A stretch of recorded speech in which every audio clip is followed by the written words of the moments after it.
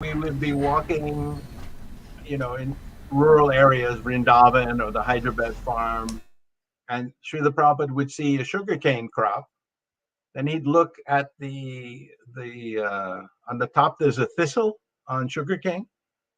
It's like a flower, similar to that you find on jowar and other plants.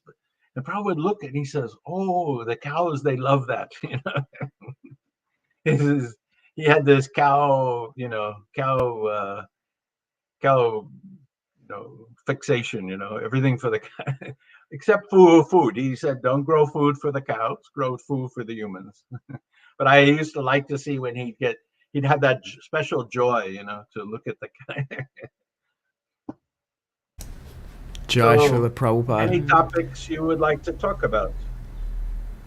Well, Prabhu, first of all, thank you for coming on the podcast, My making pleasure. yourself available, to share from your vast experience and knowledge gained over decades of service to Srila Prabhupada and years of his personal association. It's extremely valuable, and I personally feel very blessed to have, I may have been born and just missed Srila Prabhupada. I was in the same city as him at the same time in Auckland, New Really? Zealand, Oh, okay. When he visited. when he came. Yeah. Hmm. I wouldn't have, I couldn't speak at that age, so I wouldn't have been able to understand him even if I had made it to the lecture, but I was in the same place that he was at the same time in this Good. incarnation.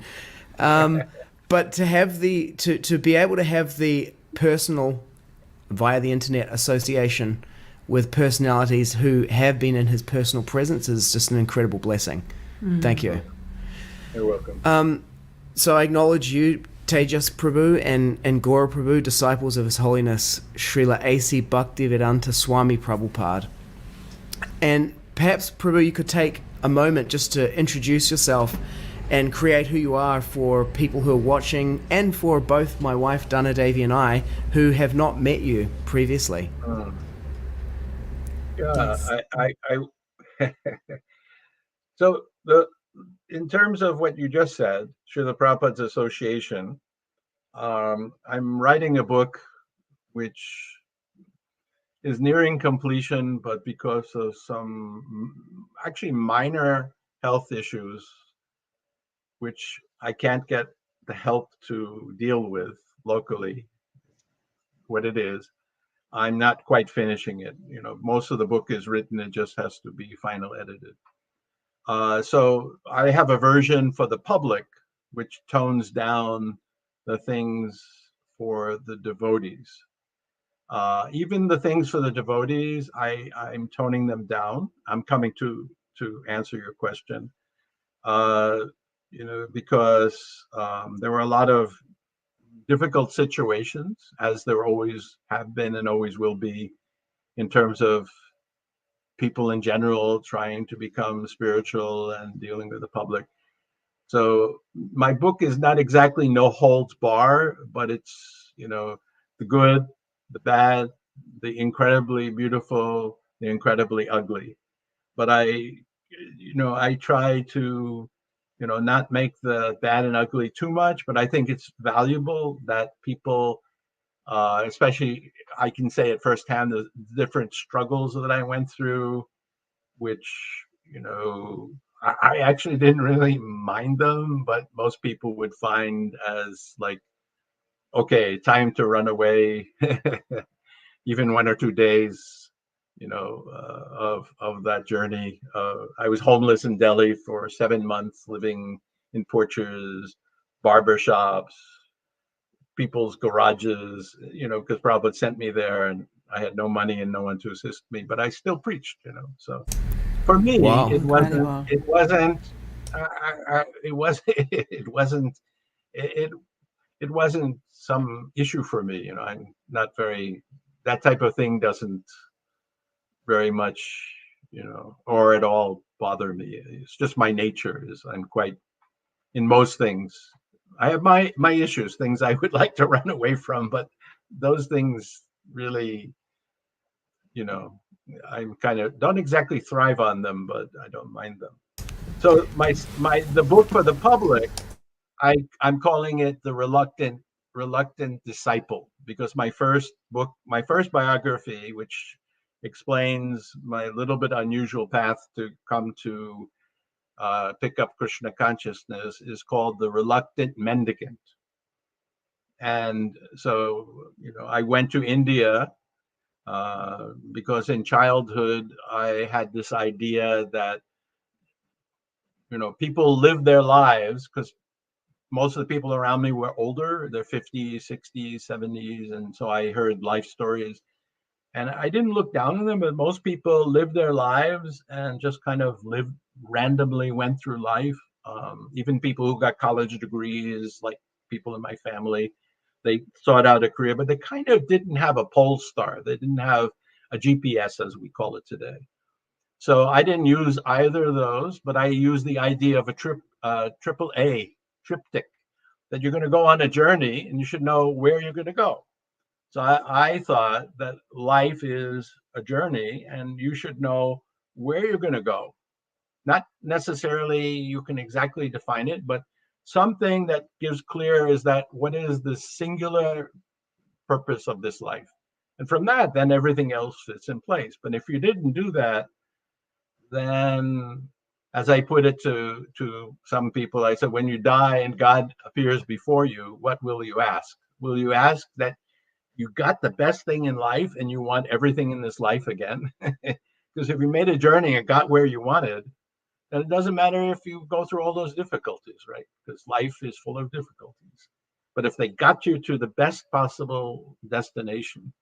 So that took me to going to India, joining the Peace Corp, which deputed me to the United Nations, which decided to send me to India. I didn't really choose it. And that began my spiritual journey. My best friend was a Vaishnav, and I learned early chanting Hare Krishna and so many things. My only book was Bhagavad Gita. We were distributing my projects in the villages. We're distributing Vishnu Prasadam. So here I came to India with no spiritual pursuit directly, not looking for a guru, which actually I prefer to have gone to India. And then, basically my name was Hanuman Prasad, and everywhere I'd walk, I chant Hare Krishna and Govinda Jaya Jaya, and I visited so many temples. And so it was a very special kind of route that Krishna gave me. It was, kind of special. So I'm using my life story because I was incredibly successful materially by the age of 8 or 13. And then I renounced that and went into this path of basically altruism. I don't use that word, but people would call it altruistic, where my singular focus was to perfect service to others without any consideration of my mother defined it like this: service should become free from any desire of gain or distinction. And my mother said one should not even accept a pencil in exchange. It means not that you're rude, but there should be no motivation or gain. And she gave a metaphor, which is an incredible metaphor that guided my life. There was the second part of my guidance. My first came from my father, who was that service should become so pure that not even God can see it. So I do my service. Did God we definitely want to understand that our service is pleasing God, right? We definitely want to understand my service is pleasing the spiritual master, right? The Siksha Gurus, the Diksha Gurus, pleasing the devotees.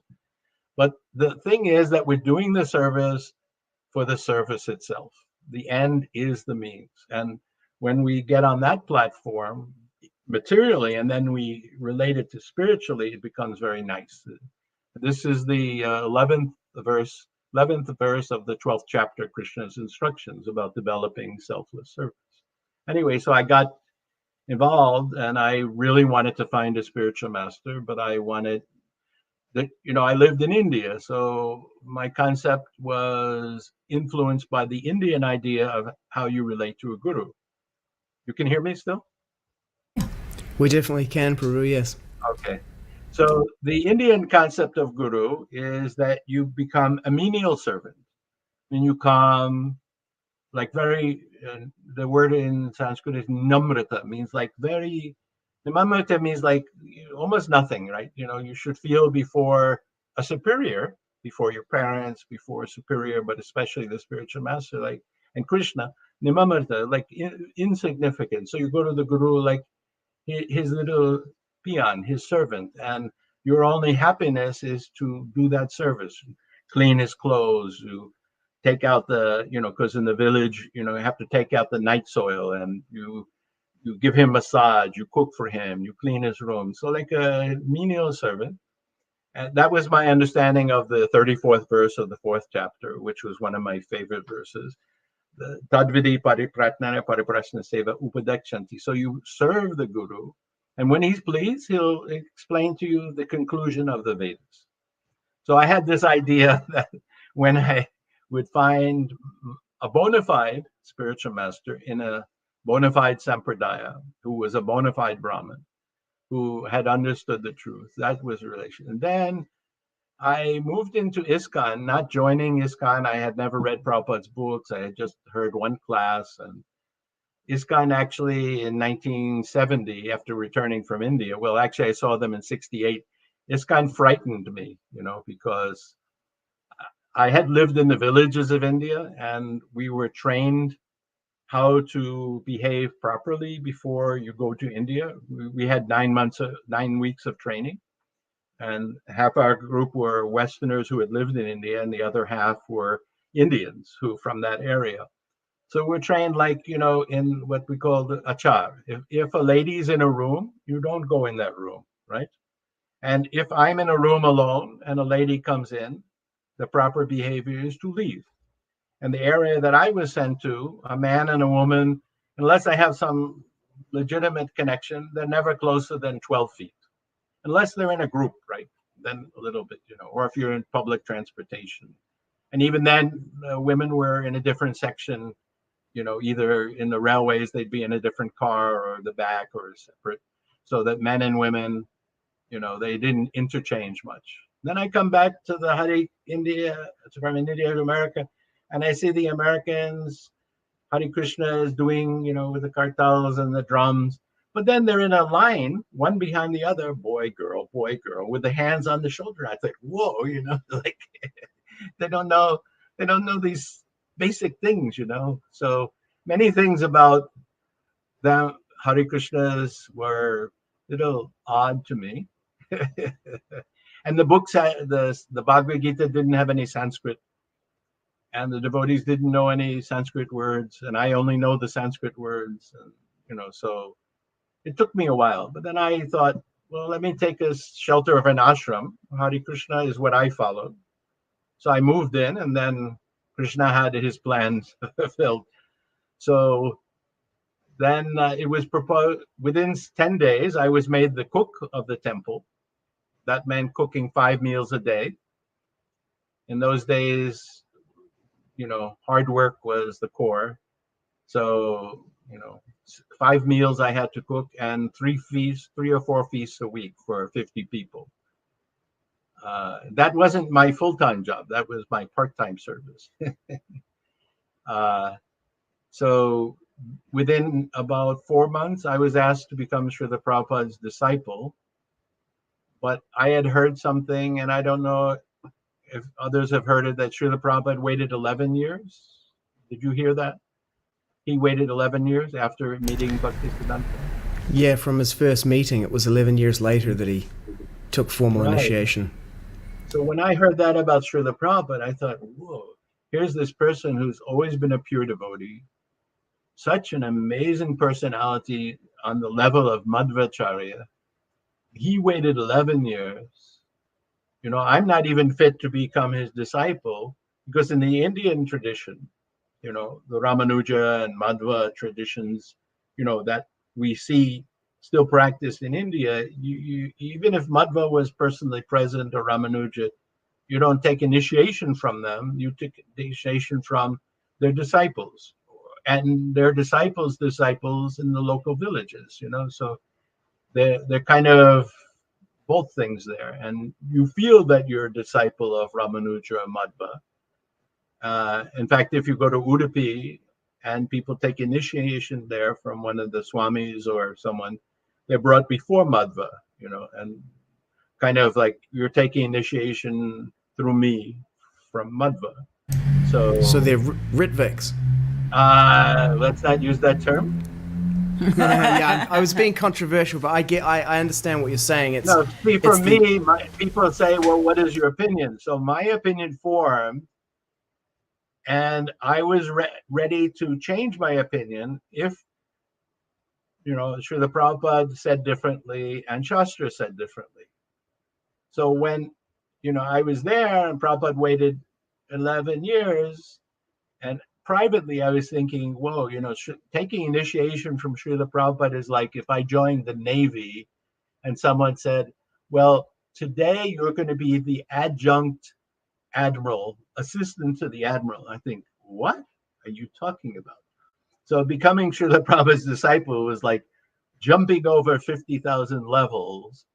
And I was thinking, whoa, this is like a different level. For me, I would be happy to wait 33 years and become the disciple of Prabhupada's disciple. And even that I felt would be more than I needed. Let's put it like that, because it was fine, Once I read the books and heard the philosophy, it was everything that I had with me. But one of the things I had to change is Srila Prabhupada said, we're not very eager for Vapu, we're very eager for Vani.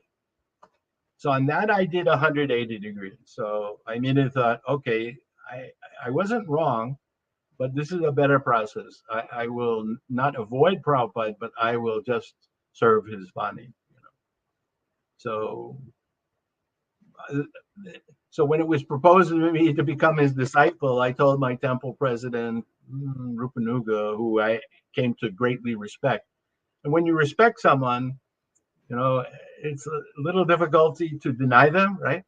Especially when you become obligated because they've given you good instructions, good help, kindness, encouragement, right? So it's rude to reject their offer. So Rupanuga said, well, you're here 4 months and you've been doing responsible work, preaching. I had already created new preaching types in America. I went to the airports. I was preaching seminars to psychologists and sociologists. So I was on a radio show. So he said, well, you should become a disciple of Prabhupada. And I said, I told him this. I didn't tell him the second part. Srila Prabhupada waited 11 years. I'll wait 33. Probably my body will last another 35, 38 years. So 33, it will work. He says, no. So I told this to Gora. So he could understand that I was reluctant, but not understand why.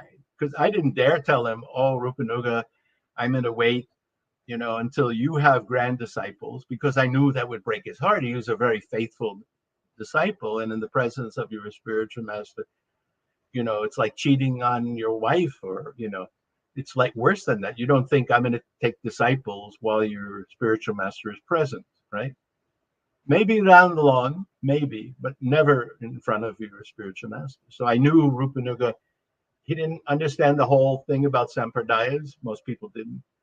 So I told him, I avoided that. He said, okay, this is the test. Next time we go preaching at a college, you begin a kirtan and you must gather at least 200, 250 people. They should all be chanting. And then after the chanting, you get up and you give them a talk for 20 minutes.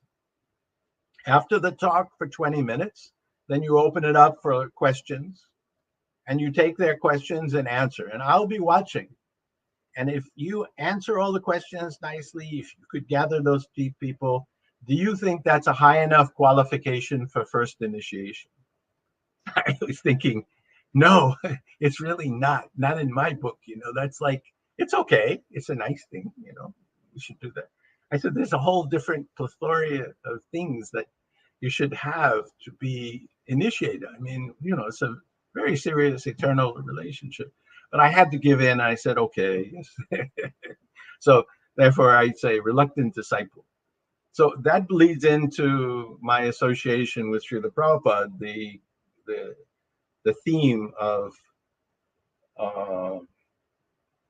what is, in a sense, a kind of,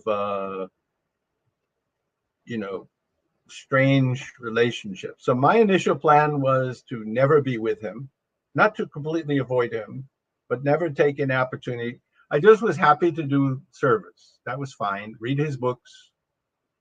And he wrote to me, he says, you questions you have, you from your god brothers and god sisters, you ask them. And then if you can't get them answers, go to your temple president, who happened to be Rupanuga. And then Prabhupada kind of almost absented himself in my, spiritual progress, even though he was physically, he didn't say no, but then he asked me to come to India. And then when he came to India, you know, I came to India, and then we were in Delhi, and I met him in London. I couldn't utter a word in front of him. I actually had to have an interpreter, Shyamasundar Prabhu. So he was my interpreter. I was Shyamasundar, because I couldn't, here's this person, like, it's like Madhavacharya. Like, what do you say? It's like, I'm not timid in front of anybody, but in front of someone like my father, my physical father, or Srila Prabhupada, I'm quite timid, So then Shyamasundar said, no, you'll be okay later on. So we had a festival in Delhi in November of 1973, and I was made the temple commander. And unfortunately, they didn't give me anybody to cook for the devotees, and they didn't give me anybody to be Prabhupada's servant. That was just now coming, as they say in India. But Srila Prabhupada was there, And so he came out and he saw me trying to build a fire, and he gave me some tips. And he says, come in. And so I went in his room. The first thing is he showed me his bell, and he rang the bell, and he says, if I ring the bell, you come in. I need something. So he gave me the bell lecture. And he said, now you sit and read to me. So he pointed to nectar devotion and had me read to him for maybe 20 minutes, half an hour. Then he motioned, you please stop. Then he told me something which, like, I became, in a sense, very upset. He said, whenever you have a spare moment, I want you to come and sit and listen. Means into his room, to him, and sit and listen. I mean, it's very Indian. So it means you come in my room, just watch me, listen to me, So I thought, oh no, this is a recipe for disaster. Familiarity breeds contempt. What am I going to do? Like, now he's making it that binding me, like, okay, I've got to, I'm not going to, it's a wonderful offer, right? Imagine if Prabhupada said, you come in my room every spare moment, come and sit and listen to me, So, but I was thinking, oh, well, this could lead to something wrong. So I asked Srila Prabhupada, I said, Srila Prabhupada, I notice, and even though I had just been around him for a few months, I noticed that you're very hesitant to correct the mistakes of your disciples in consideration that they, might, feel wrong.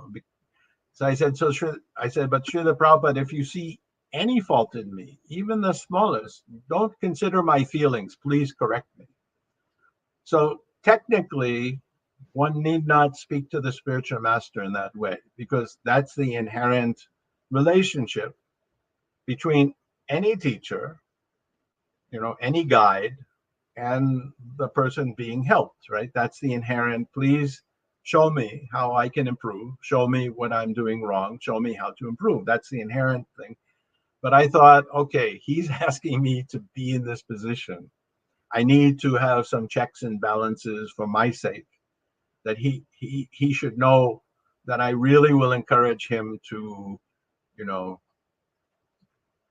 Hare Krishna, as in America say, give me the sauce,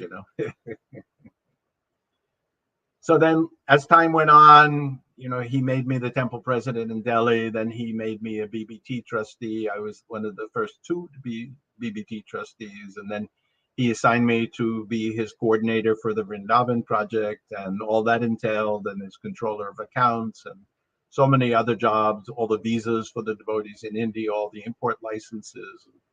So then he came to Delhi. So for me, I look at it like I'm not very, I'm just an ordinary guy going through life, and there's this great person, and like the admiral calls me and says, "Be my adjunct." That's like it is for me. And here's this incredible person, and I had to learn what is my qualifications and what I can do. So that's not that I don't feel confident in what I did, but many things were way impossible and not that I could ever do. Like he wrote me a letter. I was at that time living in a barber shop in March of 1972. So I was living in a barber shop preaching to the leaders of India, and I got this letter, and my corresponding address was a shoe shop. The shoe shop owner owned also the barber shop and put me there. But we had all our books stored in the shoe shop, of course, very nicely, not with the books. It was very clean. And I get this letter, A.C. Bhaktivedanta Swami. This is my third or fourth letter from him. And he says, "We have gotten our parcel of land in Ramanreti. I want you to build the Krishna Balaram temple there." That's all it said, It's like, it's an incredible kind of instruction. I thought, I used to construct, I was a carpenter and I used to teach carpentry and I could build a building, but I thought, I've never built a cement building, a stone building. But, Prabhupada asked, so that's what my heart is, It's beyond possible, right? Imagine you got a letter from anybody said, "Okay, now I want you to build a 50,000 story building." It's like that was about what it was. It wasn't that impossible. I came from a family of architects and we were engineers, and but I thought, well, I don't have any experience, and how will I get the money? But Prabhupada didn't say anything, and then Prabhupada himself was organizing.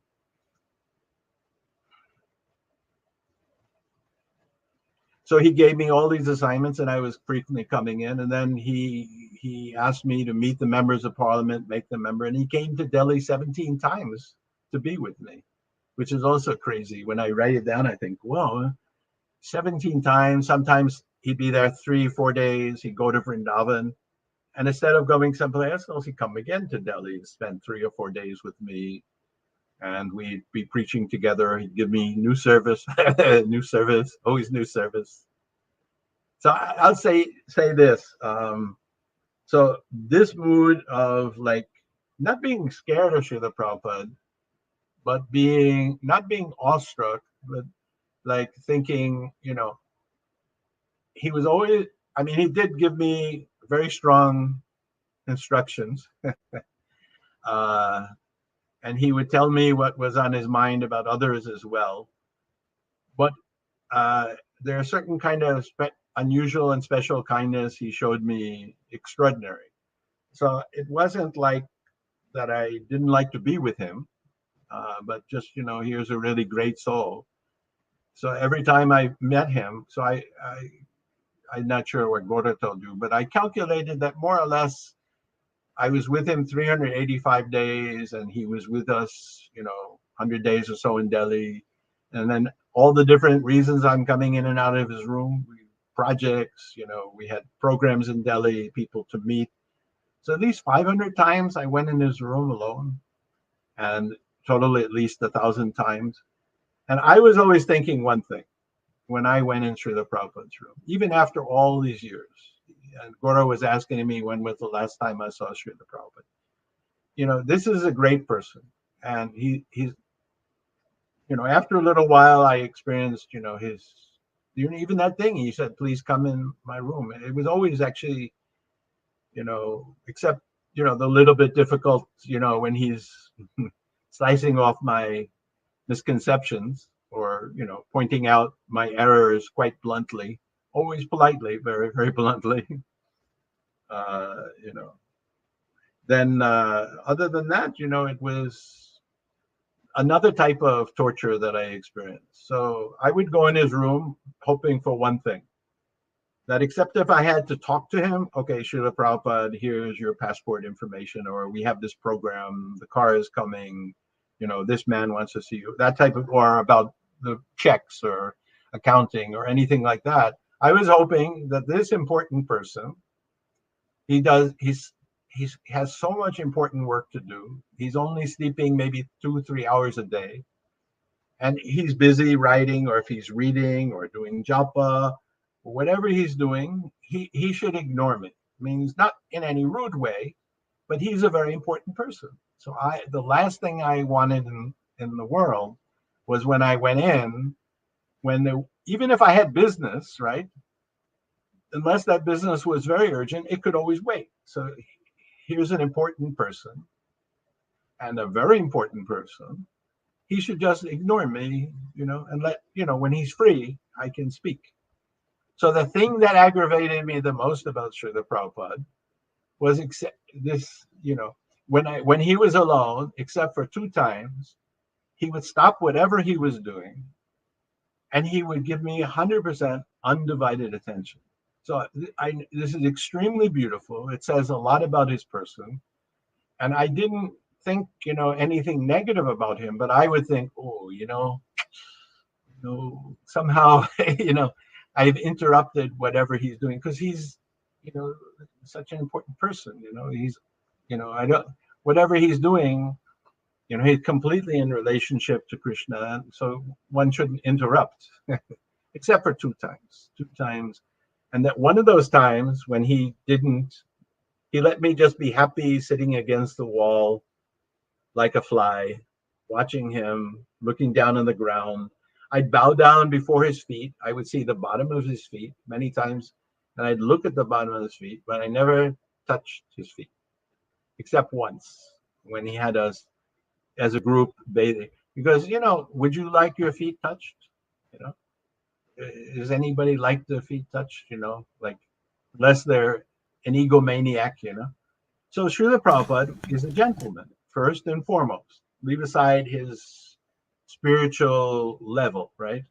But first and foremost, Srila Prabhupada is a gentleman, and I could understand and know it that, and he would sometimes just say, "Don't let people touch my feet," Like sometimes he'd allow and always put the hand on the head, But if you asked him, would you really like people to touch your feet? Tell me blank. I knew, so why should I touch his feet? Why should I ask him? Like I do my service, So one of those 2 times when he didn't ignore me, when he did ignore me, was he was reading a book. And the way he was reading the book, the title is not important. So he was reading the book like this, and he was seated behind, on the floor, and his hand was on the knee, and he was leaning forward and really looking at that book. And for 10-15 minutes, he completely ignored me. And I was really happy. I couldn't see the title of the book, but I was thinking, whoa, here is Srila Prabhupada, the author of so many books. He's a nectar of instruction himself. What book could he be reading that he's reading with such curiosity and interest that it's like the best thing he's ever read? That was the kind of overall physical expression on his body and his face. He was devouring that book, So then after some 10-15 minutes, something like that, he looked up, and then I could see the title. It was Nectar of Devotion. And he looked at me and he said, I could not have written this book. So that same Nectar of Devotion is the second time. Amazing. So things you'd like to know about Prabhupada, things that you're curious about, share? Yeah, I have a couple of questions, just I'm from sure what you've been Guru has sharing so 50,000 far. questions there. He's Yeah, looking down, I've got probably close to that. Gaura's like the question that he's like Parikshit Maharaj, the inquirer, Yes. the examiner. I frustrate him, because I talk and then, it spawns this thing and then he's thinking that thing. Okay, let's Yeah. question, please. Well, my first question is, you said to Rupanuga Prabhu that, about taking initiation that you would wait for 33 years. Mm-hmm. And I was just wondering if there was some significance to the number 33 or if it was a shout out to the Illuminati and the Freemasons. No, no. So I hinted at this when I said this. So I love numbers since I was a little boy. You know, I grew up, my mother was an accountant. So she loved numbers in a different way. My father and two brothers, engineers, scientists, each of us were different about numbers, but we loved numbers. Numbers were like our friends, you know, little things to talk to, you know, little games, you know. You know, I was in fourth year math at the age of 3 because it was all numbers and games, you know, little friends, you know, little numbers. So 33 was a multiple of 11, right? And the biatical of my family, my father had died at the age of 58, and the different people in my family probably would be dying. They could make it to 60. So at that time, I was 24. So I added 33 to 24, it was 57. Then I added 44 to 24, so that's 68. So the probability of my reaching 68 was a lot lower. One should definitely take initiation in this lifetime, even if one is somewhat ready. It's a duty, right? So I knew that it was not a duty, an onerous duty, but an important step. You know, you should do it. So I calculated that 33 years. That is an epic answer, Prabhu. That's even more epic than the Freemasons, the Illuminati. And I just wanted to say that because I know every conspiracy theorist, and there are a few who watch this podcast, is gonna their conspiracy radar will fire as soon as they hear the number 33 on here. No, But that's amazing. I'm just practical numbers, and I really felt, I would have really, even today, if I hadn't taken, of course, if I had come in Srila Prabhupada's association, then he would have asked me, well, why aren't you initiated? Because in the early days, Vegavan, Vegavan, he started the Swedish and his wife, I forgot her name, maybe it's Vegavati. So they started the Swedish Yatra, and he was in Singapore, if I remember it correctly. He'd just been around for a couple of months. And Prabhupada not only initiated him, maybe then he sent him to Malaysia. I don't remember the details. So he had been in 2-3 moons. And same thing, Yadabara, he was visiting Bombay, and he had just been around a little, and he gave initiation. So Srila Prabhupada would, bring out, the battery's gone dead, and bring out the battery charger, he'd give a jump start with this initiation idea. But for Okay, me, so initiation. that was okay for everyone else. I did think, but I didn't want to think in any critical way, but I did think, I said, how in the world are they willing to take initiation from him? Do they really understand? This is like not at all an ordinary person. This is like, it like took a lot of guts in my mind that oh yeah, I want to be initiated by Prabhupada. I was thinking that's a lot of guts, but I didn't think, okay, they're stupid, they don't know, I didn't think that, but that's for them to decide. But for me, reluctant disciple. I'm not reluctant disciple. that I became a disciple. That's wonderful. But so now, on that topic, I have a question. Okay, and then we let Gora, and anybody else can ask questions. I've put Gora on. Gora, I've put you on mute, Prabhu, and I've been muting my mic while Tejiyas Prabhu is speaking, just so that the sound is clear. But unmute yourself at any point. I didn't do that to stop you from speaking, just to keep the audio clear. Okay, Gora, I told him I want that Kartamashi. Can someone make me a Kartamashi? Go on, that's please. The Murti of Krishna with the flute? Yes, in the storefront there was the Kartamashi. Ah. So I have a question, Prabhu, about this initiation, eternal relationship.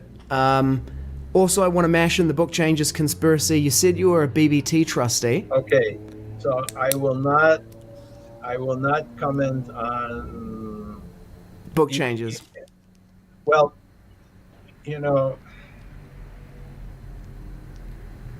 I had this opportunity, I won't say privilege exactly, opportunity to, I'm the kind of guy who watches and I remember a lot of things. I'm kind of a born anthropologist. When I was in India with the tribals, and so I decided when I was with the tribals, we were taught a crash course, 4 hour, 1 year anthropology course in 4 hours. So we understood squat and watch and participant observer. So I didn't want to be intrusive with the tribals. I lived with Aborigines in the mountains, and so but I'm always observing. So I would observe, Srila Prabhupada, and Srila Prabhupada behind the scenes sometimes would talk to me about things, and I would listen. And he did want the books to be corrected in terms of that intelligent, educated people should not find academic faults with the books. He did talk about it a number of times. So what is the moratorium? Did and in the year 2001, I was visiting Govardhan, and I had not heard much. Only Bhakta Mike, who became Madhavisa, a kind of other Madhavisa. They were, hamming everybody about the book changes and stuff. So I heard about it, and I wasn't much involved. I was away from the movement for various reasons for quite some time, and I was still just on the periphery. So I met Jayadvaita, who was an old time friend of mine, and I went in his room. We have a respectful relationship, and I said, "Well, you're kind of caught in the middle here. Tell me about why you made these changes." And I didn't put him on the line on the spot. I think you know rarely should we do that to people. Srila Prabhupada's perspective, like the Madhavisa who went to Australia when he was having trouble with his ashram life, and then he stepped down. There were many who were humiliating him. Srila Prabhupada was very upset with those who humiliated him. So destroying someone in the shape of getting a gain, Prabhupada was very reluctant about that. Um, so I spoke to him, and then he showed me the different things, and then I said, well, there are these different points. And he said that by that time, that was 2001 or 2002, that they had done that many times. And he says there's no end. They'll keep on bringing up why you changed this. So that's gone many times. So that's why I don't want to comment. I speak to people behind. I think if we go into it, we have to be respectful. You know, and I'm hesitant to say anything that would get misused. So, but I've had some talk, say, with Dravida, and Dravida will refer me back to Jayadvaita, because I find weird things that were in the books. For instance, I'll give you an example. There are 8 principal queens of Lord Krishna, right? One of whom is Lakshmana, and she holds a very special place in Krishna's special 8, And her father, it says in the Krishna book, her father was the king of Madras. But it's supposedly being Gujarat. So I forgot that, but I remembered reading in the Krishna book, Madras, and I was doing village work with farmers in Madras, in Madras state, Tamil Nadu. And I was thinking, wow, Krishna's queen comes from Madras. So all the Tamils had a Vaishnava king. I was just thinking about that. So I went back to the book, and then I realized that actually that Madras is supposed to be in Gujarat. So I wrote to Dravida and I said, I think there might be a mistake here. Check the tapes. And actually, it's the Lakshmana's father is the king of Madra without the S. So whether or not that makes any difference in terms of our, spiritual path, I don't think so. It makes it made a difference for me. Okay, I was all thinking, wow, all these people are so fortunate because ancestrally 5,000 years ago they had a Vaishnava king. So there are, I keep on finding things that are weird or unusual, and I'll send them over. And sometimes I find the syntax a little bit of the revisions confusing. So that's about all I say. I can only say that I was there when Srila Prabhupada made it adamantly clear that he wanted things to be changed so that these mistakes couldn't be taken advantage of by academics. Not more than that. In terms of spiritual, there were some minor things like that famous thing about that Hayagriva did in terms of cow protection. He said cattle something or other. That Cattle original raising. Bhagavad Gita, I will not mention it, but Prabhupada said some. I know how affectionate he was with Hayagriva, but behind the scenes, he was, even in front of Hayagriva's face, he was a little sarcastic, but he loved him and appreciated him, and he appreciated his abilities. But Hayagriva was a little apt to change things. And then so there's all that correspondence between Jayadvaita and Hayagriva. So if I were to get involved in it, then I have to spend a lot of time to discern. That I would be totally get my it. yeah. Yeah, thank you, Prabhu. So my actual question is, it's more of a philosophical one. It's about your statement. You said one should get initiated in this life to Yes. to establish that eternal relationship. So in the second chapter of Bhagavad Gita, there's that one verse that in the Max 72 said, "Nor having once been does he ever cease to be. Yes. He's unborn, he's undying." Mangalananda Prabhu's immortalized it. But it got changed in the second edition, the second edition, and the argument was that was Dr. Radhakrishnan's rendering of the verse, and the idea that nor having once been does he ever cease to be. The argument is it implies that it comes into existence at a certain point and then is eternal, which makes no sense because eternal means no beginning and no end, which is elsewhere been stated. Right. So this is so we understand that Krishna is the original, right? So there are at least 3 or 4 dimensions compared to Krishna. So there's Krishna and his direct expansions. We're talking about direct expansions, not the empowered expansions. The Amshas? And then there's Krishna's Ladini expansion. Radharani and everyone who expands comes out of Radharani's expansion, Rukmini and all of that. And then there's the Jivatmas, like ourselves. So if we take that verse either way, it's not that difficult to understand. I mean, theoretically, in the beginning there's God, but when is that beginning? Our brains will not encompass this, nor does it matter. Because God is the original. So, is there some time? Let's just take on the Vishnu Tattva. So, is there some time that Rama doesn't exist? Is there some time that Lord Nrsimha doesn't exist? I mean, he came here is a manifestation, but so there's Brahma, Vishnu, and Mahesh. That's a different story because they're, in terms of the material creation. But does the material creation ever not exist? So it's not very. I wouldn't say it's very. It doesn't change what is our conclusion.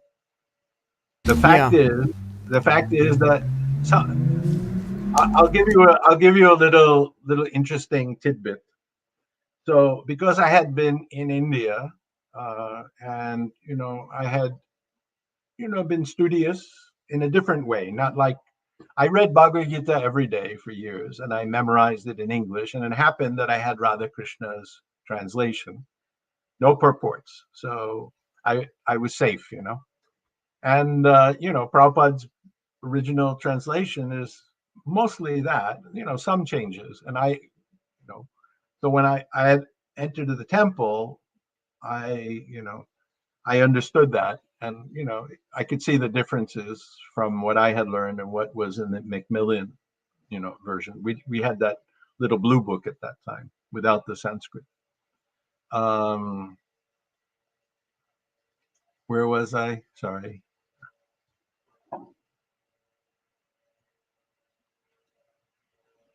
Where was I? The little blue book. Yeah. But in the temple, the Dr. Radhakrishnan's purports, and it's about the eternal relationship, the eternal nature of the jiva, the eternal relationship with the spiritual master. And then my actual question is, given that what is eternal has no beginning and no end, your initiation by Srila Prabhupada at that point in time as an eternal relationship, it implies that Srila Prabhupada has always been, always is your spiritual master? Not necessarily. Okay, could you not necessarily explain a bit about that, please? I don't think I don't think I need to understand that. Somehow or other, whether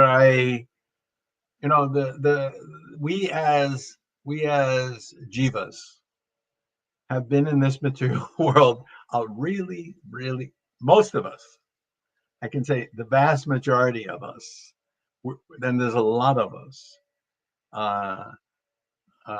taking just simple organic biology, not going into the more subtle interpretation, are the cells alive, like living entities or not, which Swarup Damodar gave a reply to Srila Prabhupada, which Swarup Damodar did not give the right answer. And if the right answer had been given to Srila Prabhupada, he might have said whether or not the cells are living entities. But leaving aside the 35 trillion cells approximately in every human being that are incorporate to the body itself and intrinsically bound to the body, there's another 35 trillion visitors who are independent, who come and go, microbes. And viruses are not alive. They're fragments. They're weird things. They don't have any life. But there are 35 trillion that if you transfer them someplace else, they're communicable. They can, they can live in other places. So 35 trillion living entities in this body, and how many living entities, if you look at the microbes that are alive in the top 2 inches of land, it's phenomenal. And live bigger things, they're in the 100 million. It is said that for every 4 human beings who have their feet on the ground on this planet, there are 700 million ants. So how many ants are there? How many living entities? And they all have jivas. So we've been here and we're going there, and how long? And it's like, this is, how can our little puny brains so let me tell you that story. Now I remember what I was going to. Fantastic. So I had been in India, and I had, I didn't say much to the devotees, but as soon as I was in the temple and I was managing, I organized 6 classes a day. And I would, even though we had nice devotees there, like Pradnanda, who didn't, he kind of left in May when Rupanuga, no, he left when the sannyasi problem was there in July. He went to be with Vishnu Janat.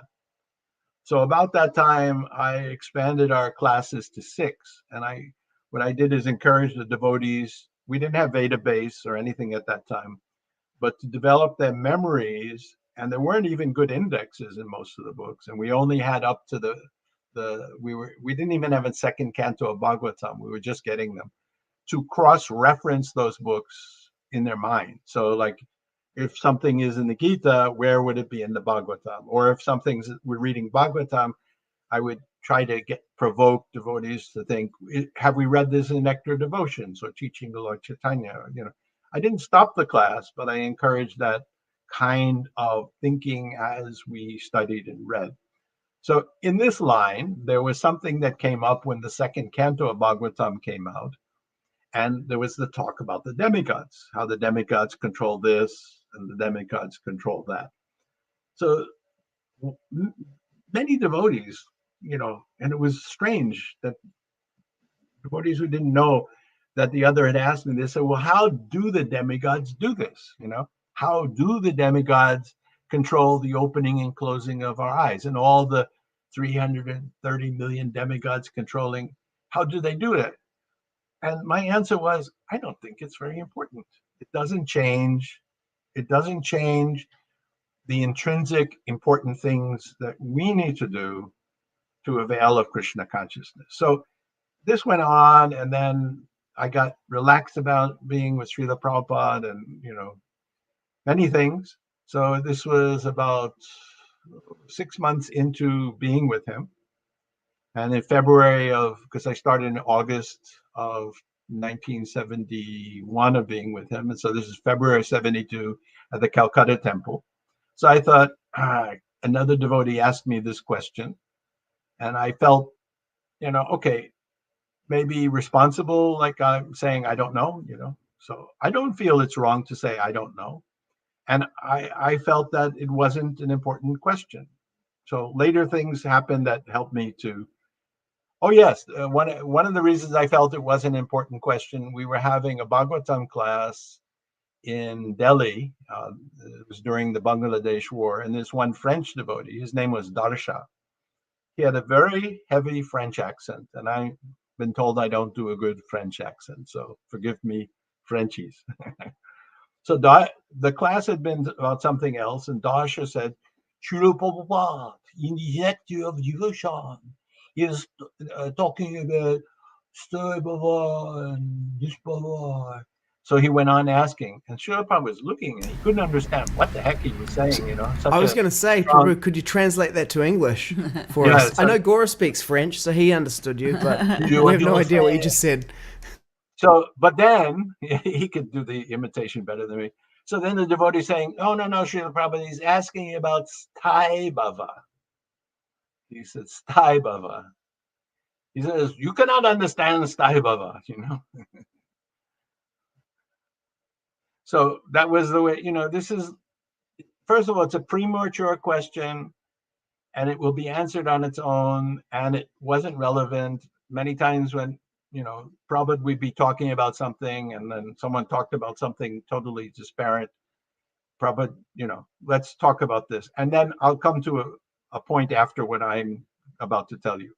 So I worked up my courage to go in his room. I didn't feel good about this, but I thought, no, I've been irresponsible to devotees and not been able to answer this question, although I don't think it's important. Should I ask Prabhupada? Should I not? Well, I've asked him questions before, and he didn't mind. So let me go 1 inch forward and ask him something a little bit, esoteric.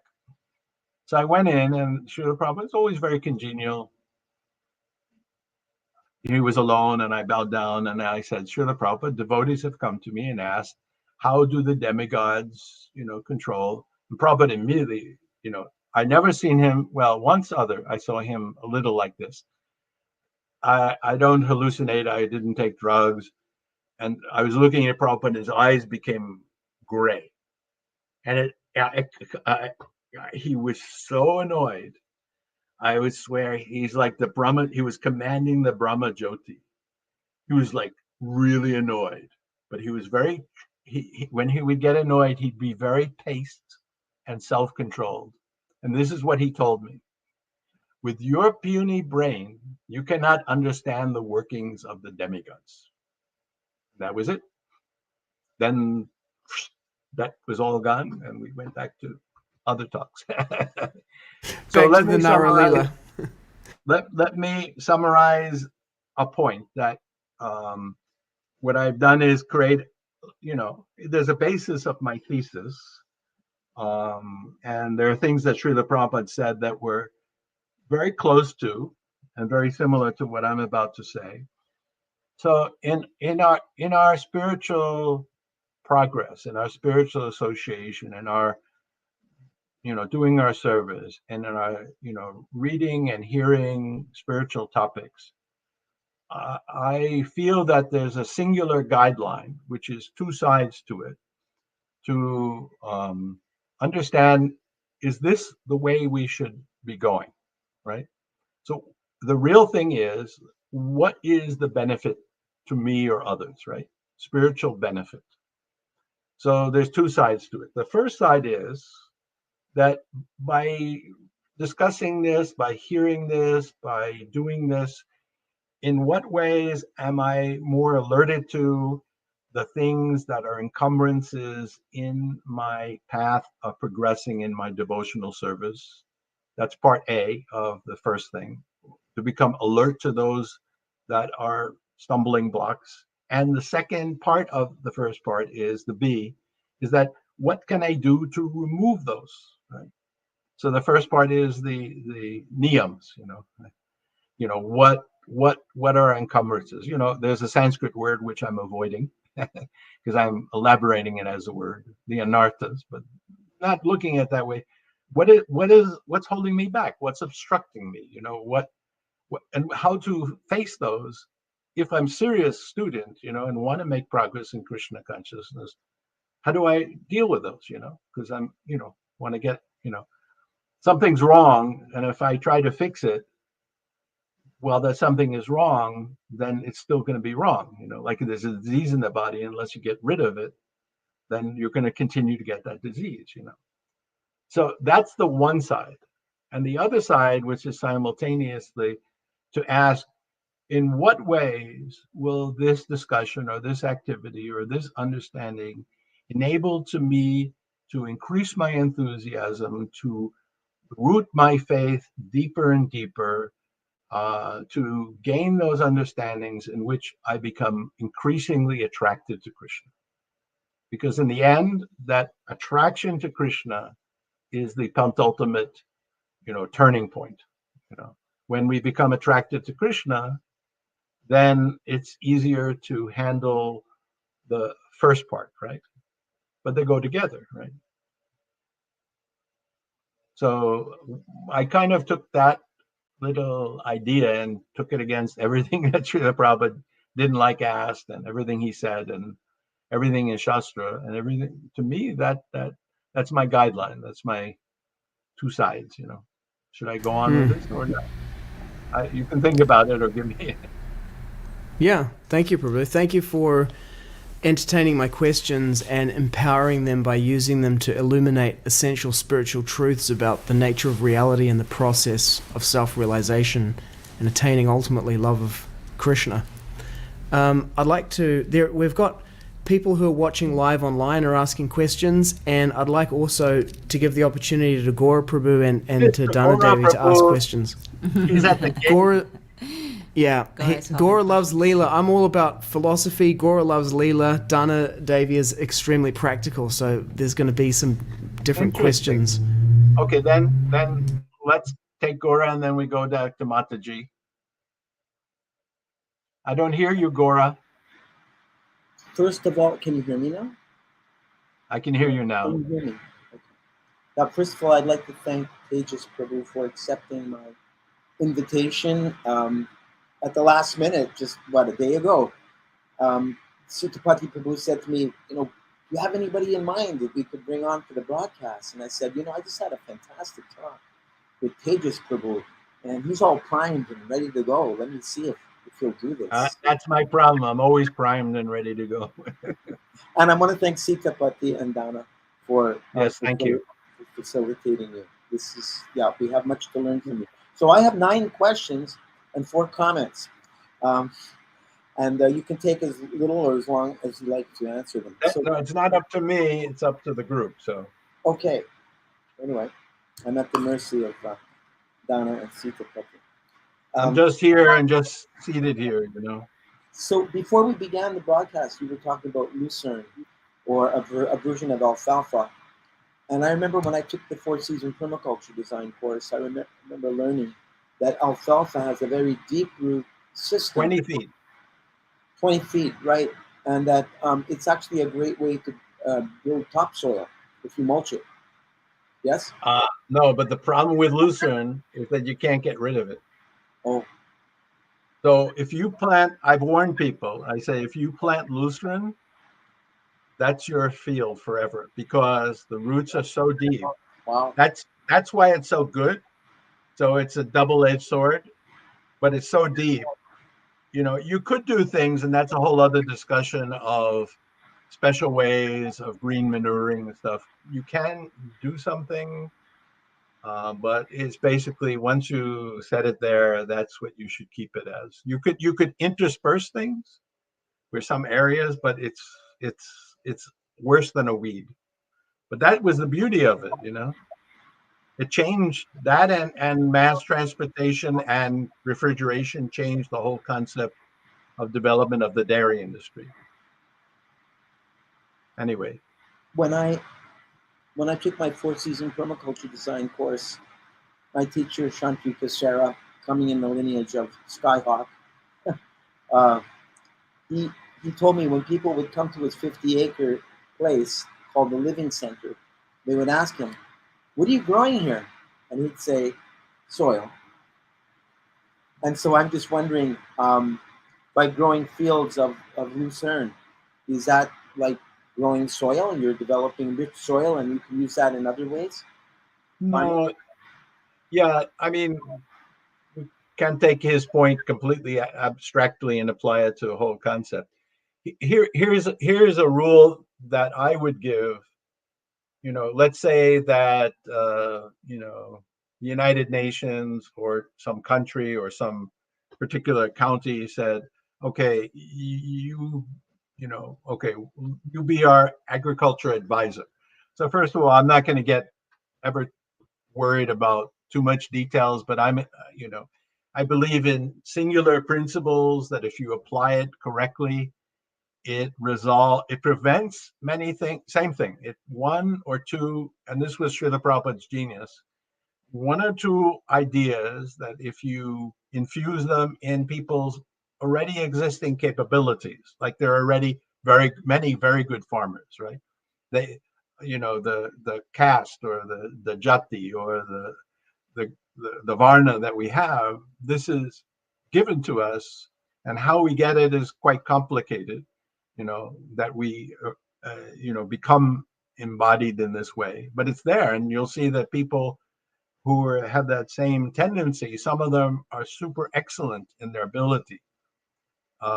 You give them 1 acre of land and say grow corn, one person might get 100 pounds, another will get 300 pounds, and then you bring a man who died a couple of years ago, Francis Child, and he'd get 22,000 pounds.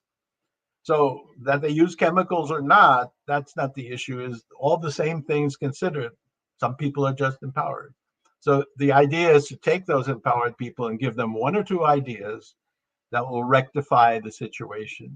So the principle is that people should be allowed to be given land only if overall, and I put that word overall as intentional, overall through every crop, the soil is improved.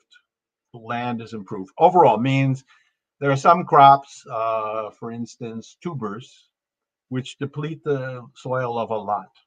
And there are some crops, like legumes, that greatly infuse the soil.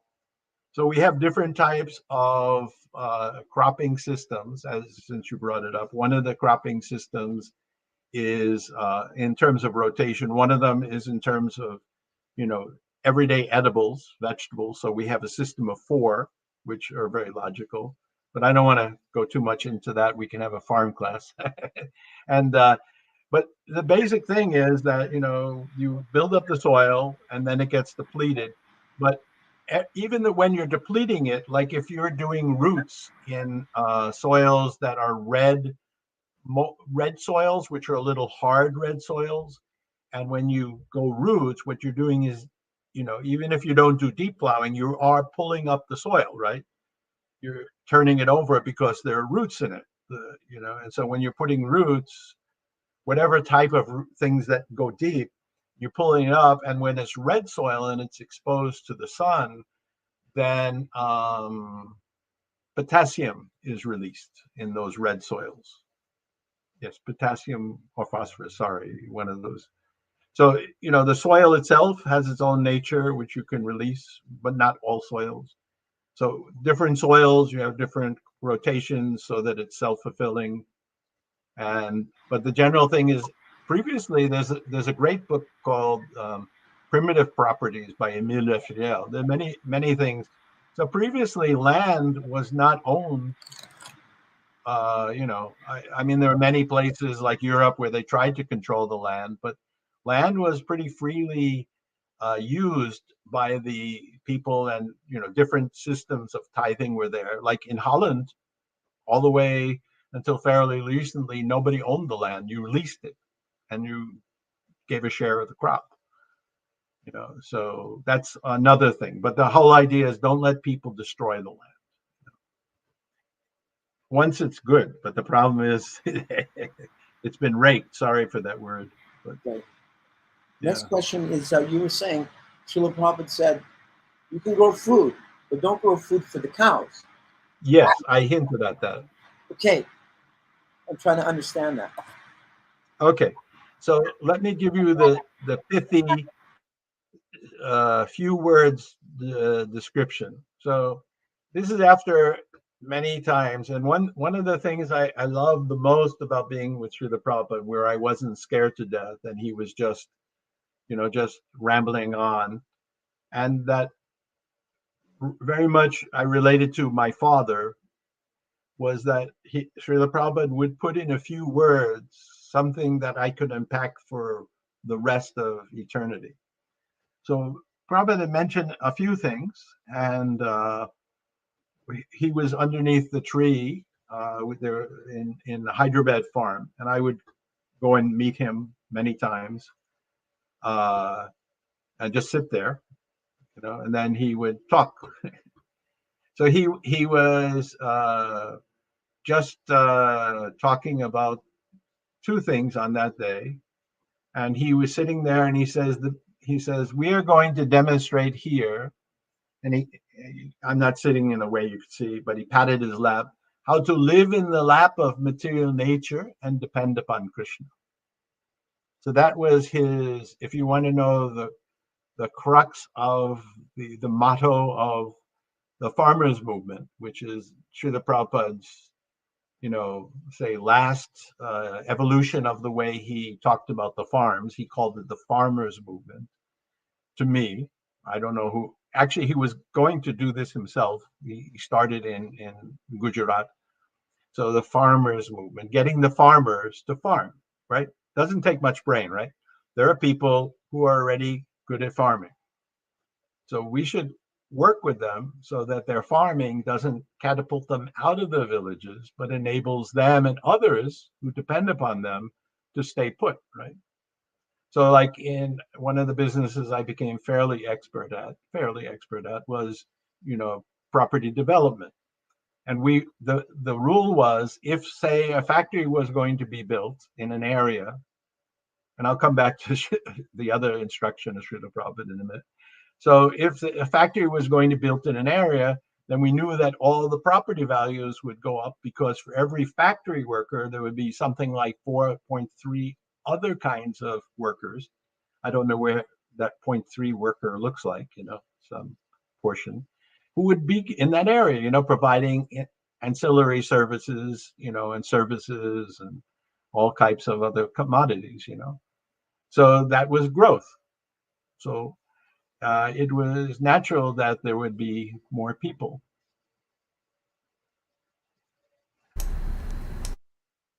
So going back to the second instruction that Srila Prabhupada gave me.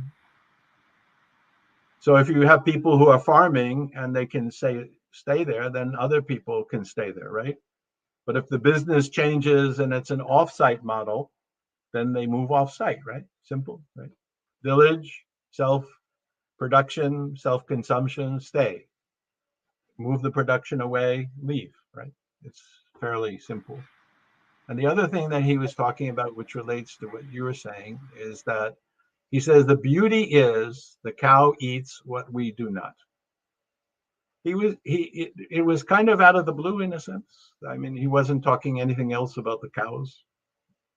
The beauty is the cows eat what we do not. So this clicked in 1,000 ways, and I didn't know about the New Taliban project at that time.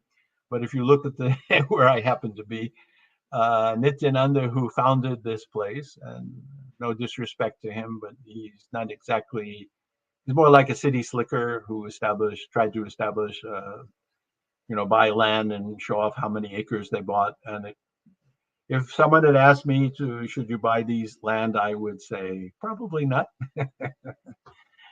It would be at about a 2%, like, okay, I wouldn't buy this land, don't even give me this land for free. I wouldn't have taken this land for free. That's the best way to put it. So Prabhupada was walking about, and Nityananda was saying, just see, Srila Prabhupada, we're growing this for the cows, and just see, we're growing this for the cow.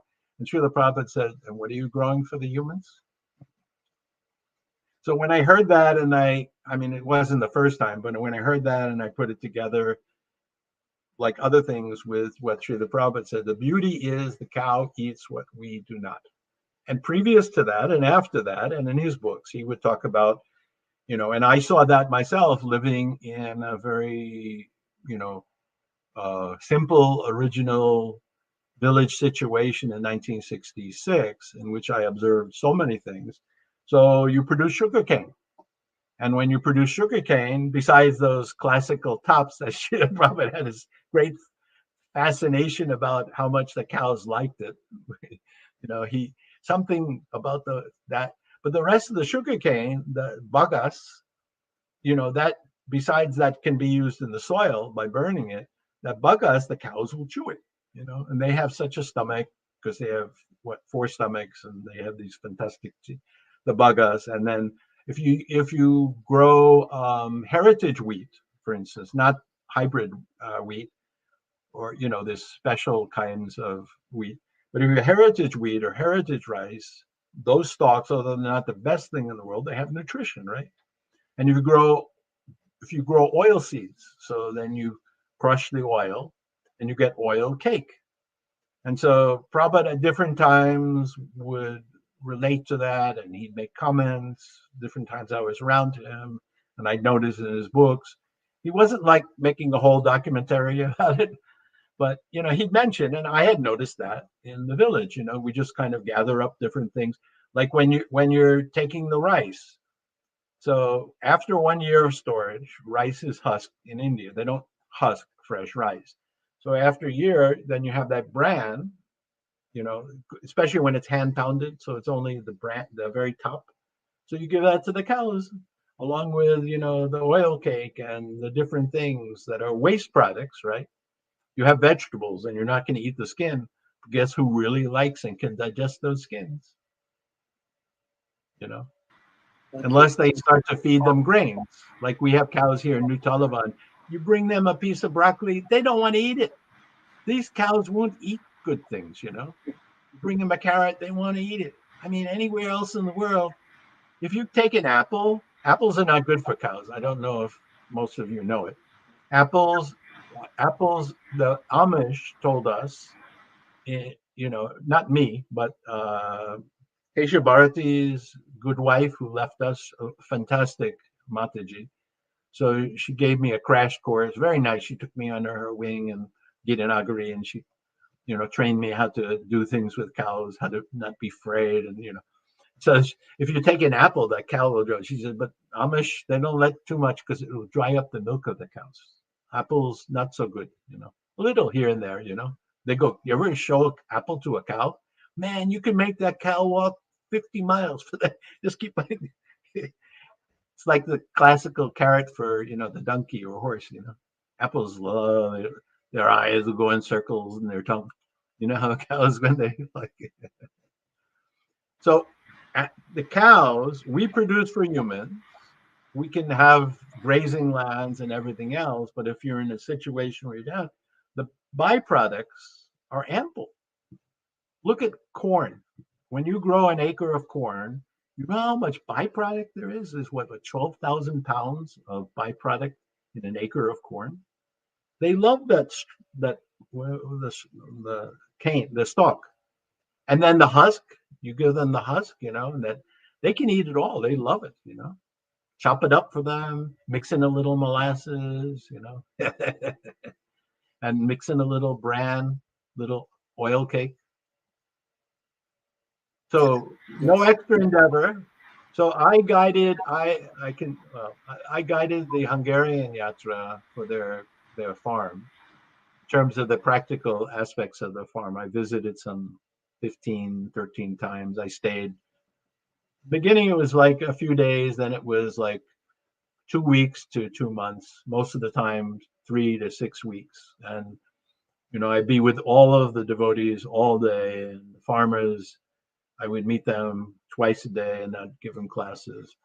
And, I was a little reluctant to lay things out specifically because that's not the kind of teacher or administrator I am.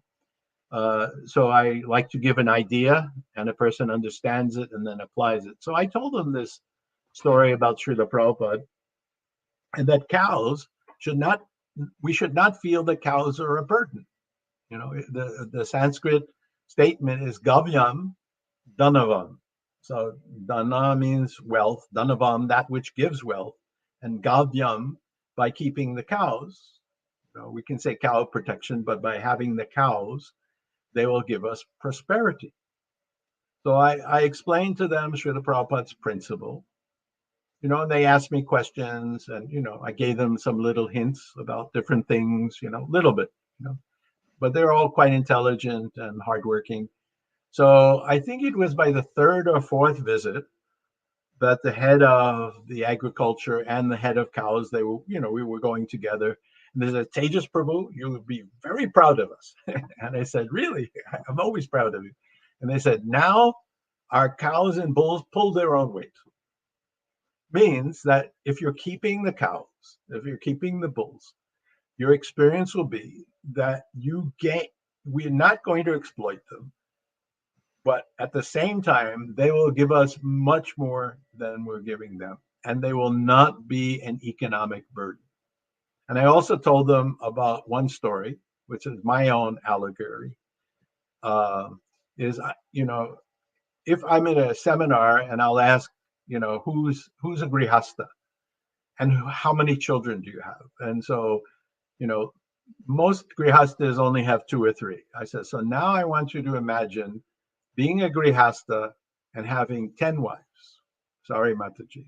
This is just a metaphor. And by each wife, you have 10 children. 10 poor ladies, they have 10 children. So now you have 10 wives, 10 children. So how many children you have? You have so many children. You have 100 children, right? And these children, they adore you. And they all get married. The boys, the girls, all of them get married. And they love you so much, they don't leave. And they stay there near grandpapa. They have children. They each get married to 10. And they have 10 children. So all of a sudden you have how many? 10,000, 100,000. And they all looking to grandpapa, grand. Oh, please take care of us. No way. No way. So if one is hesitant to have one wife and understands, because of understanding the responsibility, if one is married, from the man's point of view, not in any chauvinistic or derogatory way, but a man should feel the responsibility in every way to take care of his wife. Not it can work out differently to different social patterns, but he should be responsible. The wife should also be responsible. When we're talking about the man's point of view, who's making the decisions on his own, and how he cooperates with his wife is a different thing, how they make decisions jointly.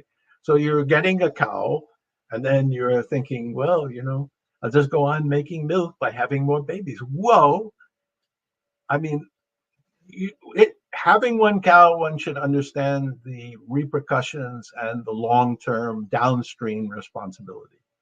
If you're not ready to have 10 cows, then don't get one cow, because When you're ready to have 10 cows, then get 1 cow. Follow?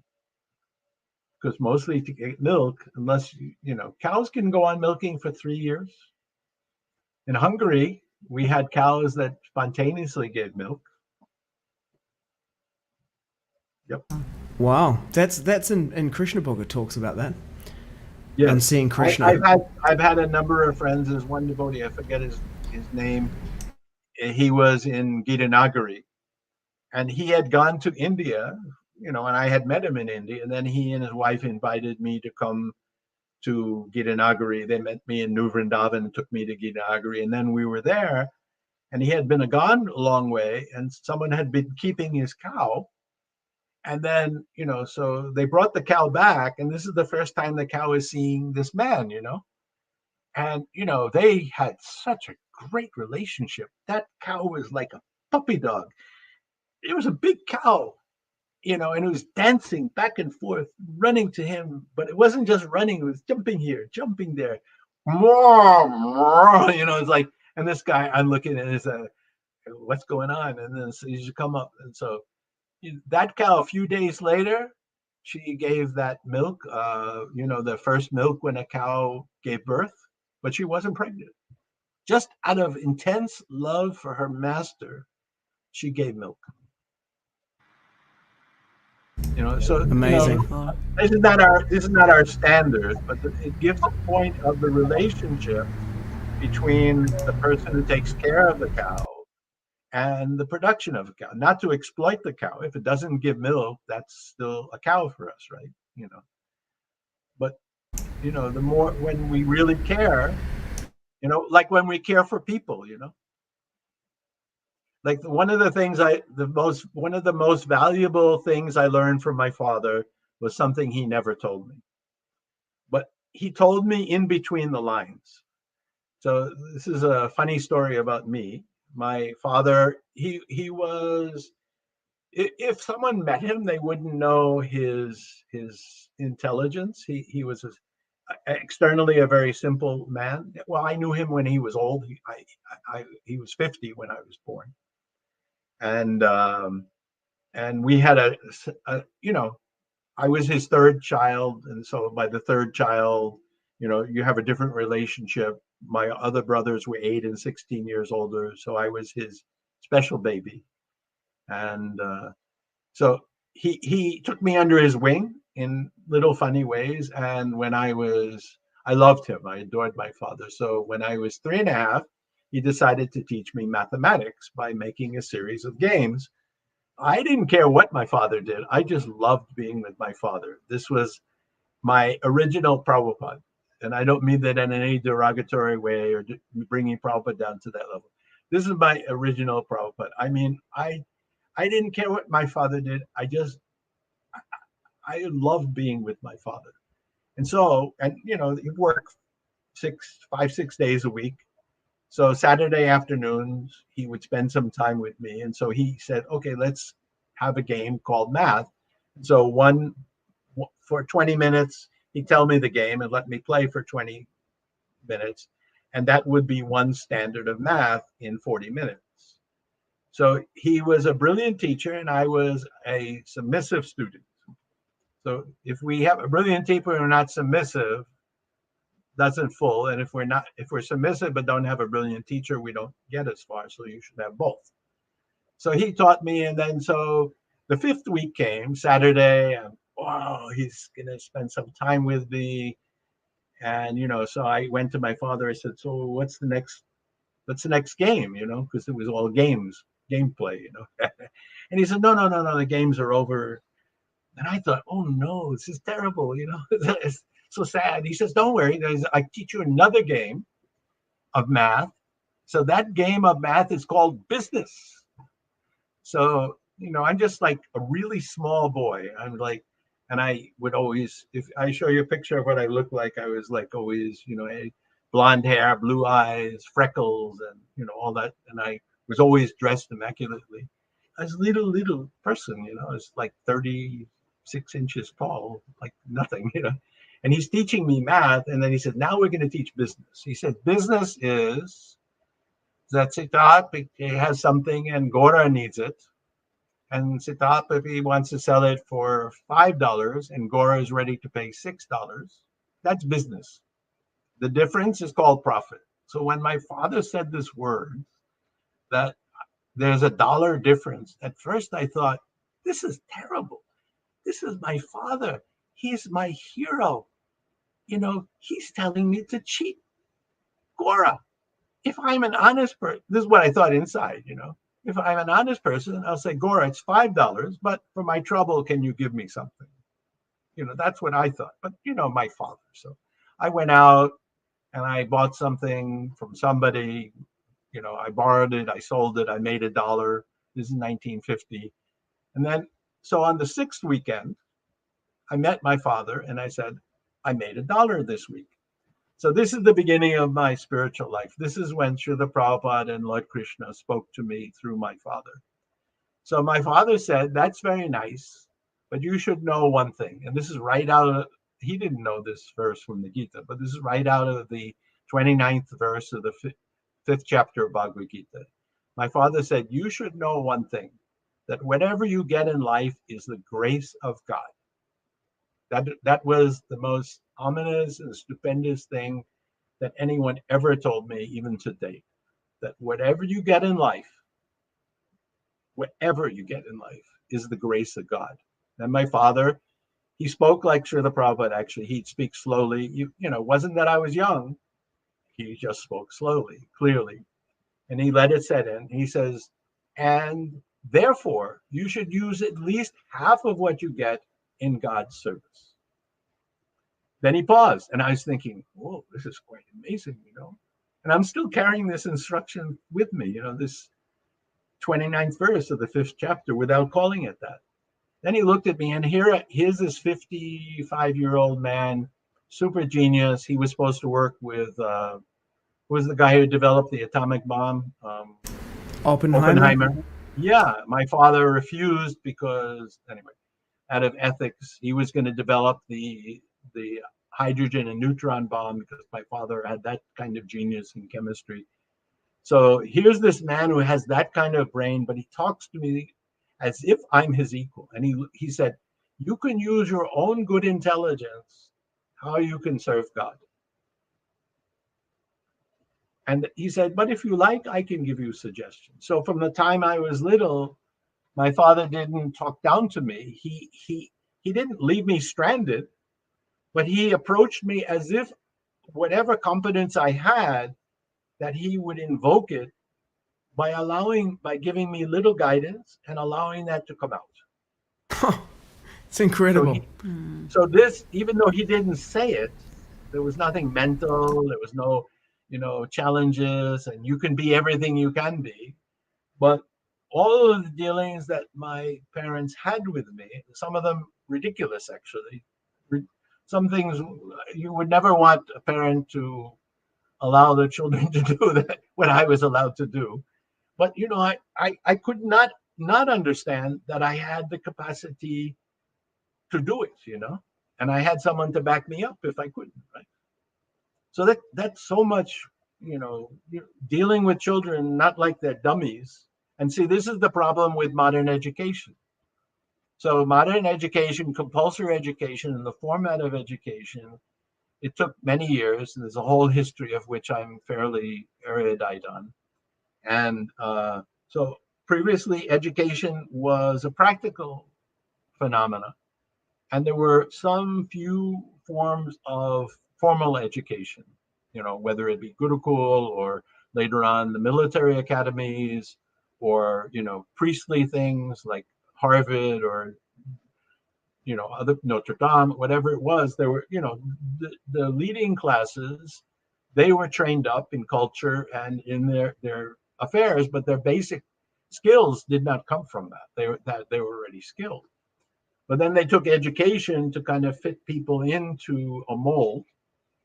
And probably the most dangerous aspect of education is the whole system of certification.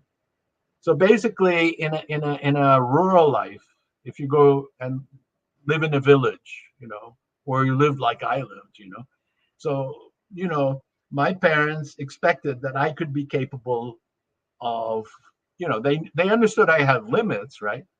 But they expected that I could be capable of anything to start out with, right?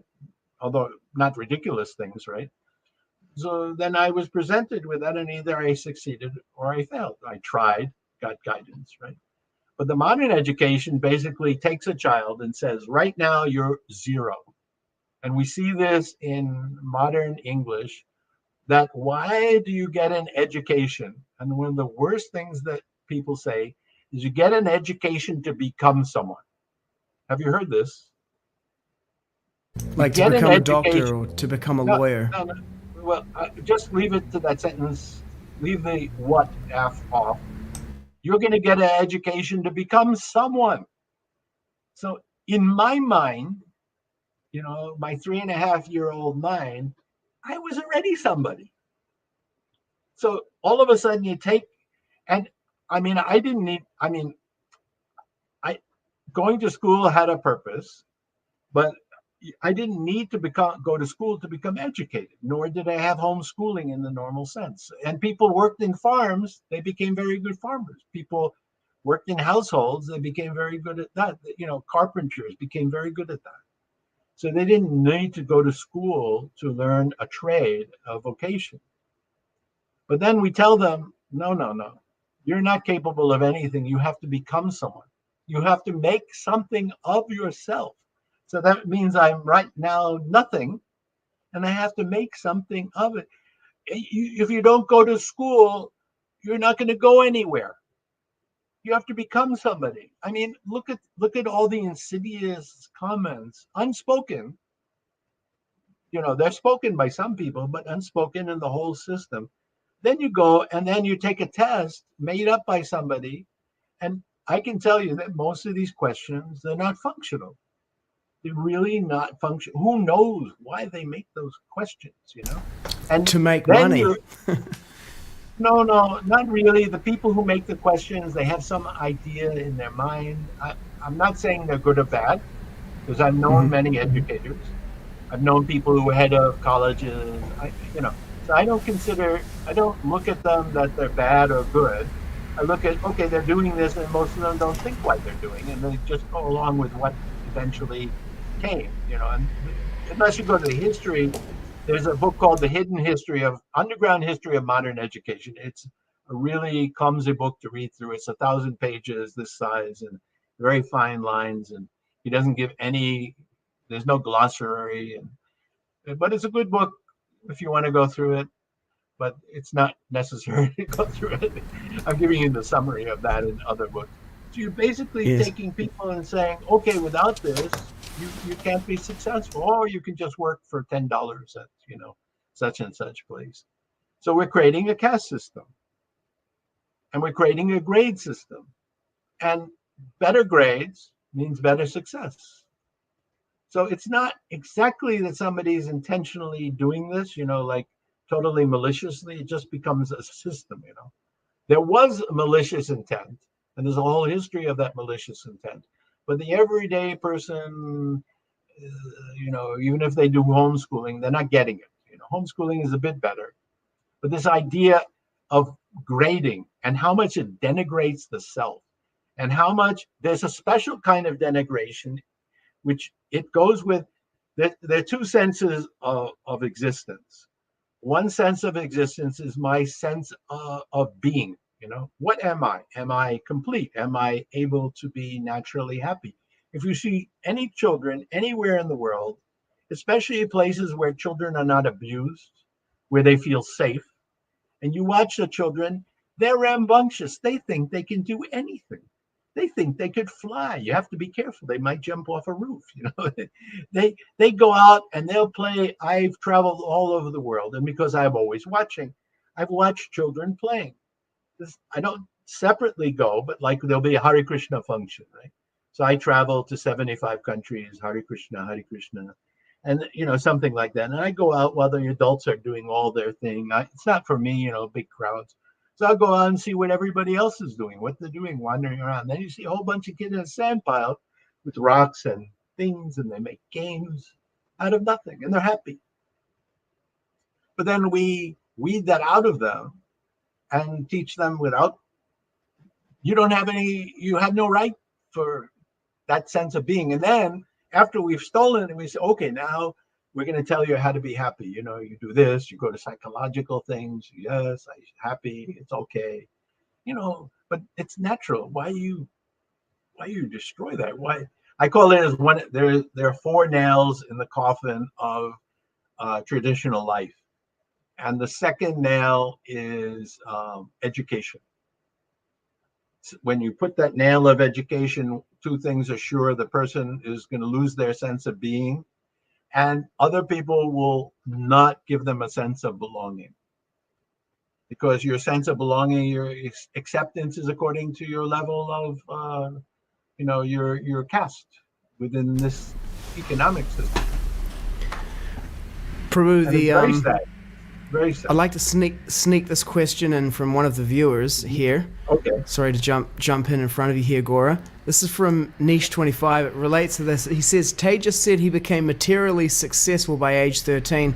I noticed you said by age 8 or 13, but by age 13, and he wants to know, what was that doing? What's the secret?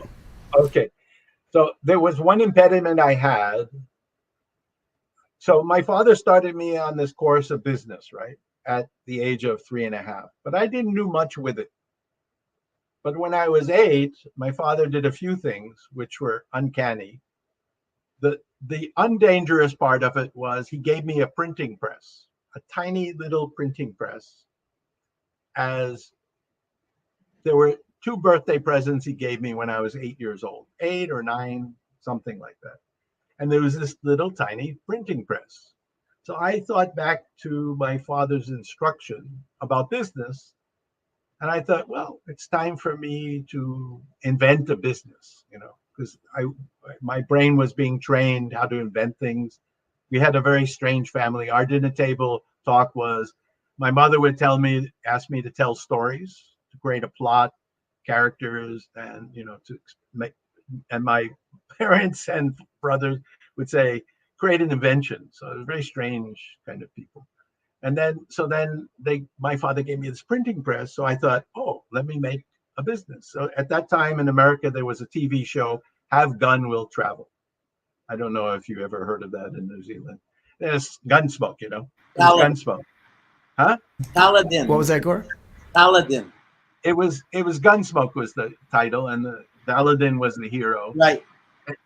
And then his motto was, have gun, will travel. He was a gun for hire. Mercenary. Yeah, an original mercenary, Yeah. not a terrible mercenary, but a righteous mercenary. So I thought, okay, let me make a business card. So I wrote, have time will work, and I typeset that on my thing, and I took a pieces of paper and I printed 1,000 business cards, and I distributed them all over. So then I started getting calls, and then I thought, well, and then over the years, my father gave me ideas, or I got an idea. Like I was thinking, my father gave me the idea, somebody has something, somebody else wants it, you put it together and you make some money, right? So I thought, what do people like the most? So I started making a list of what people like the most, saving money, but then I thought, what people really like the most? They like to sleep in on Sunday. My family, not.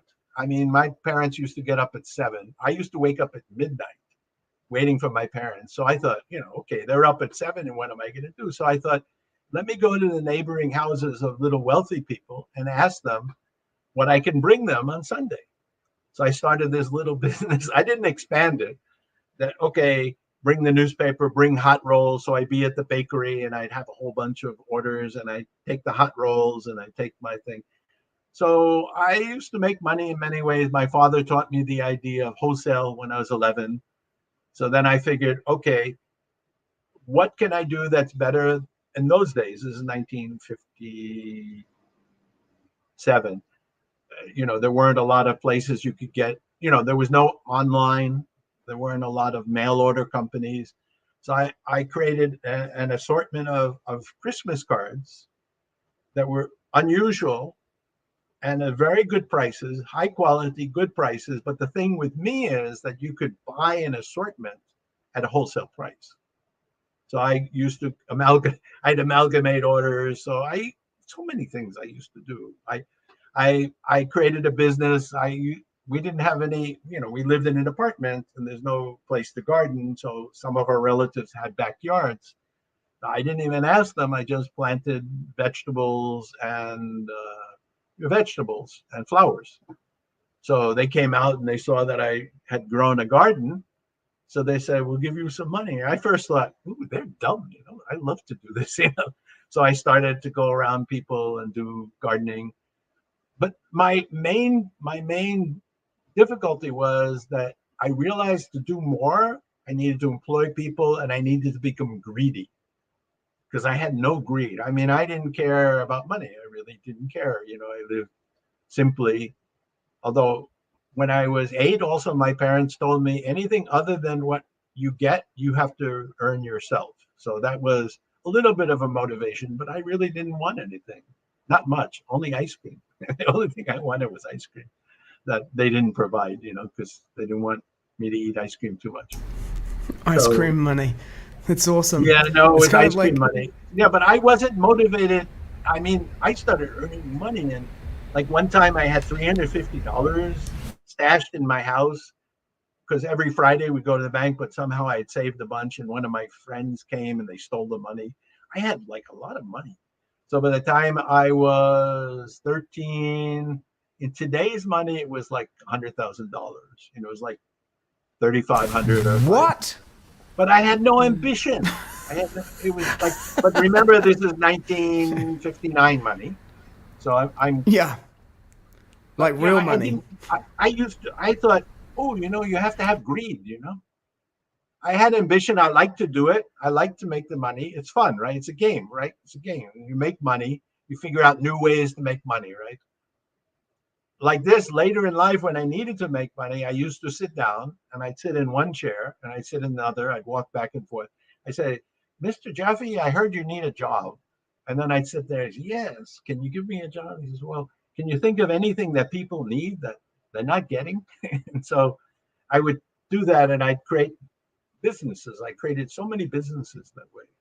Like, I was in Philippines and there were all the department stores were owned by Chinese, rich Chinese, big department stores. Oh my goodness, were they big department stores? I mean, they're huge. Filipinos love to shop and So then I, was looking, I said, well, what can I invent? So I thought, well, I went to Taiwan and then I found manufacturers of men's gift items. So I used to buy from Chinese and sell to Chinese because all the Chinese who manufactured like to send to America, but they never sold to Chinese.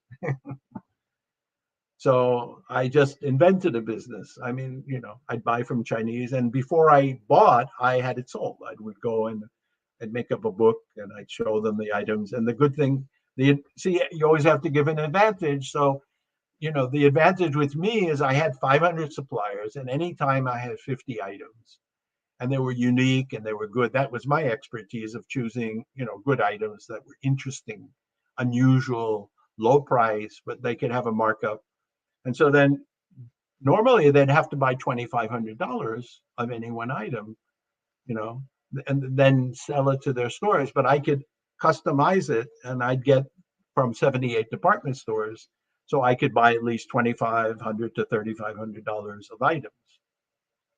So I just do that. Yeah. So I love it. Yeah, and I made enough that I was supporting myself independently, and then I was giving 75% to the temple, and I was still able to go out and preach at 6 a.m. to 6 p.m. and still manage the temple. Wow. Okay, well. Now, I'm just keeping an eye on the time here, and I know Gora had 9 questions and 4 comments.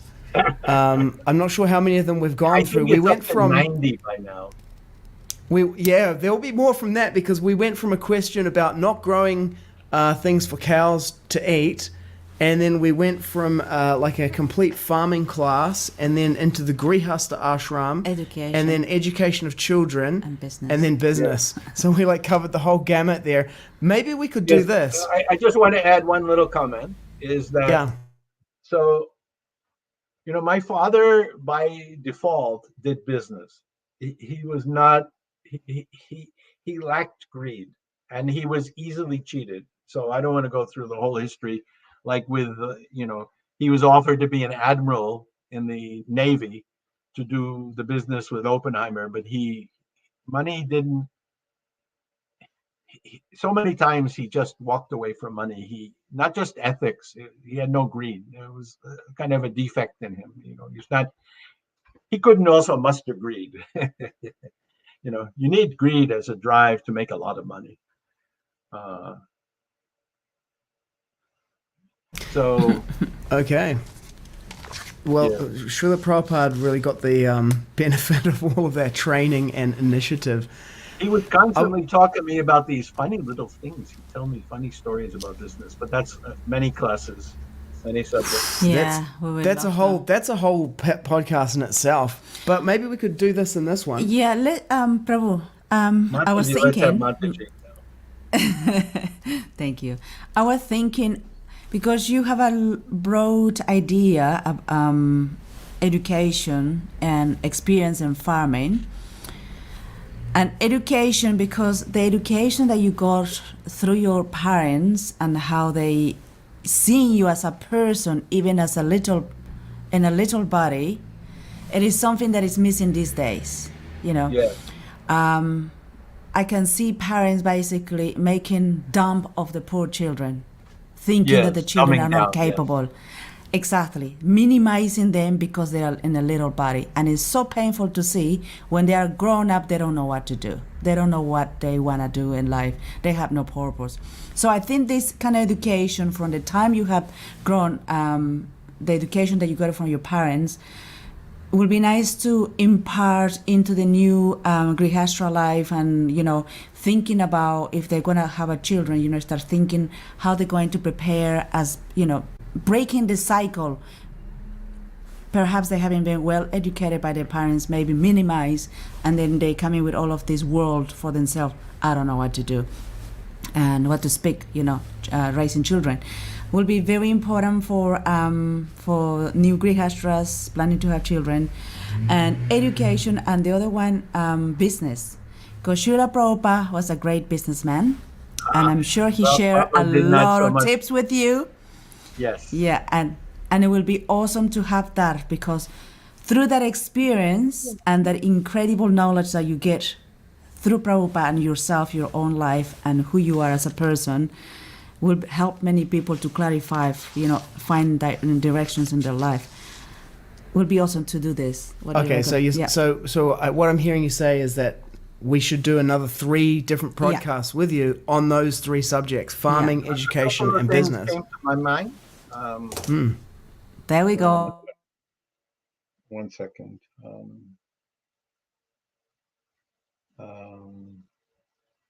Well, one thing. Hello?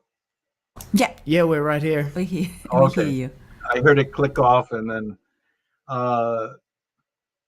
there's something you said, and then you went to another. It was about business, and you said you had many stories about from family and children. It was about family and children. Oh, yes. One of the things, just to make a little clarification, and then we can talk about this if you like, in future times, is that you were taking something from my own childhood experiences, saying that we're babying children too much. But at the same time, Prabhupada wanted children to enjoy their childhood, including and perhaps especially in the childhood. It means we give them a little discipline, you know, the morning program, but not to be forced.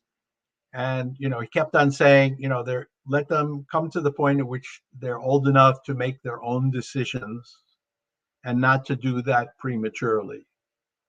So the thing is to see both and to keep it balanced.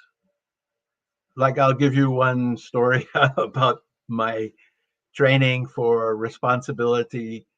So generally, it's just an interjection, and I'll make it brief. So generally, I lived in a very rough area in New York City. It was in the Bronx.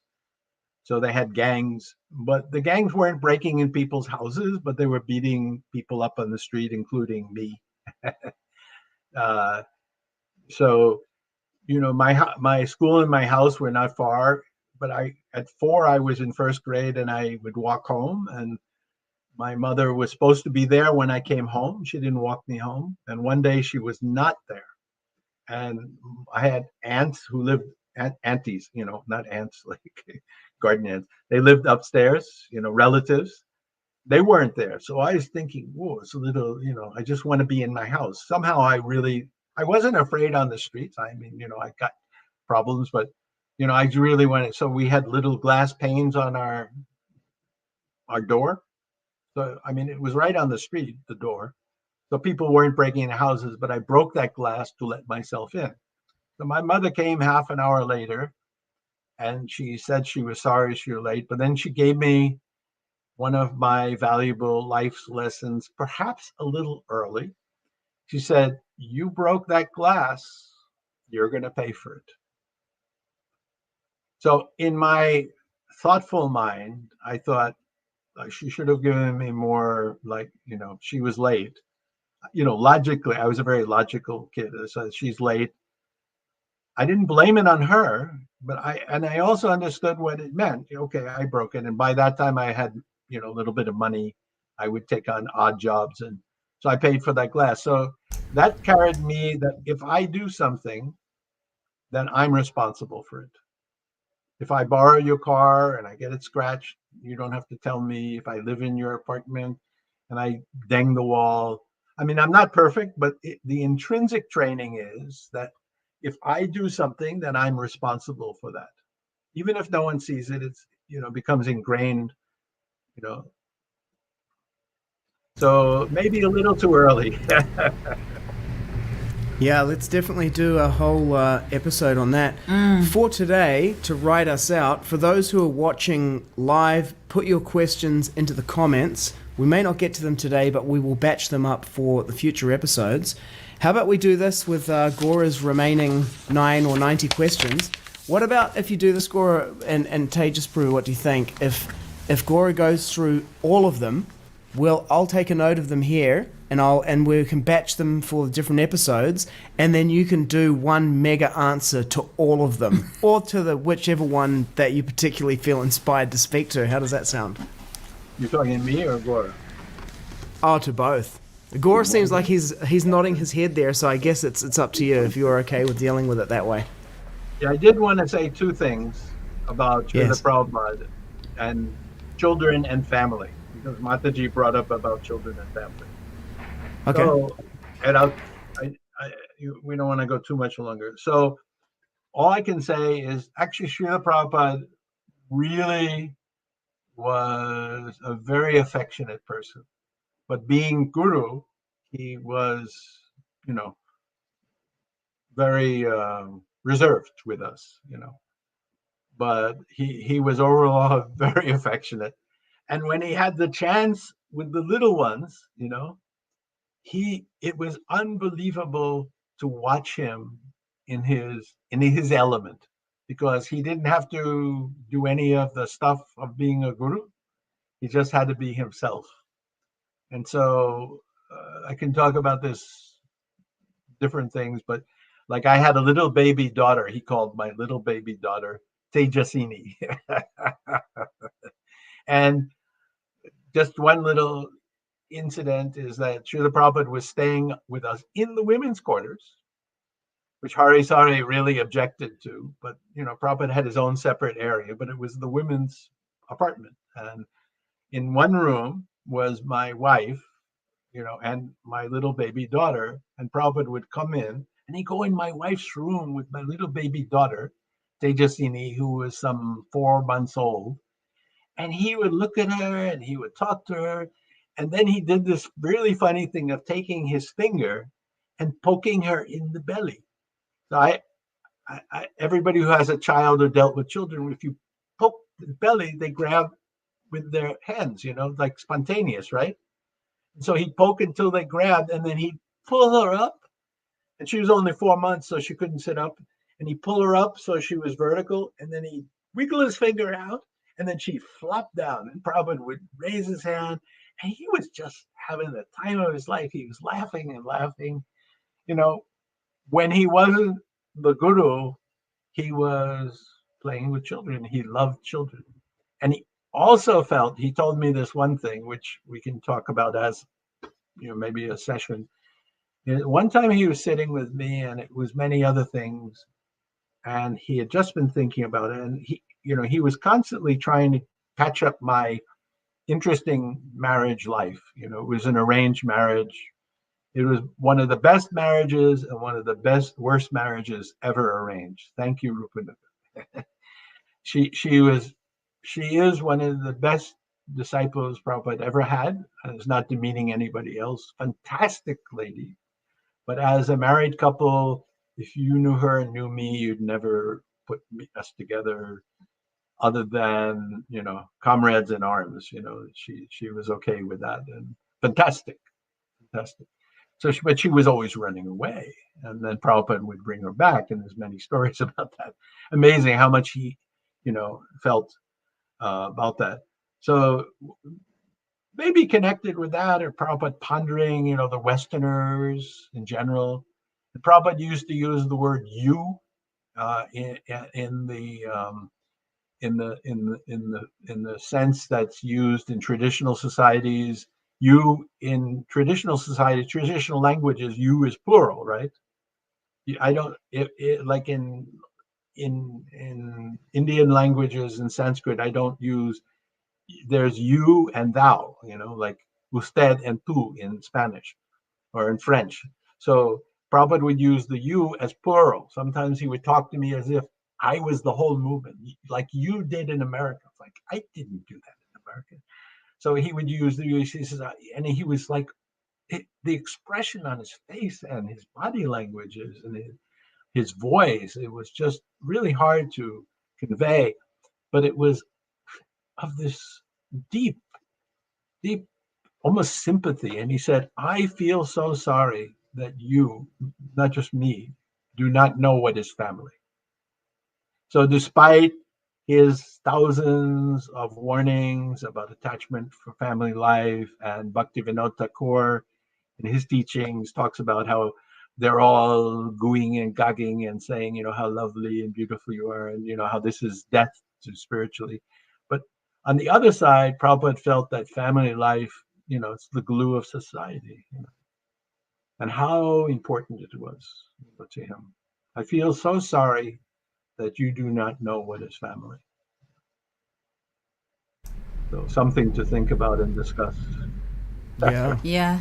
I think it's something very powerful to discuss, Prabhu, especially in these days that relationships collapse very quickly, and human beings, we have our own ideas and ideals and expectations and thought process. And it's very important for us to discuss that, because we need to align ourselves to what actually is a true marriage, a relationship, and how to glue each other in order to work strongly in the service of Srila Prabhupada. We'll save that can for opening maybe next time. Yes. For sure, let's do that. I'm so because happy I and immediately looking forward. because I've been observing families in many situations, and I'm also a researcher, and also I try to apply it to people I've known, my own situation, and also especially Srila Prabhupada, the good and the bad of family life. And anyway, so rather than open that, if you remind me of one thing, when we talk next time, if we're talking about that, I can talk about the nuclear family.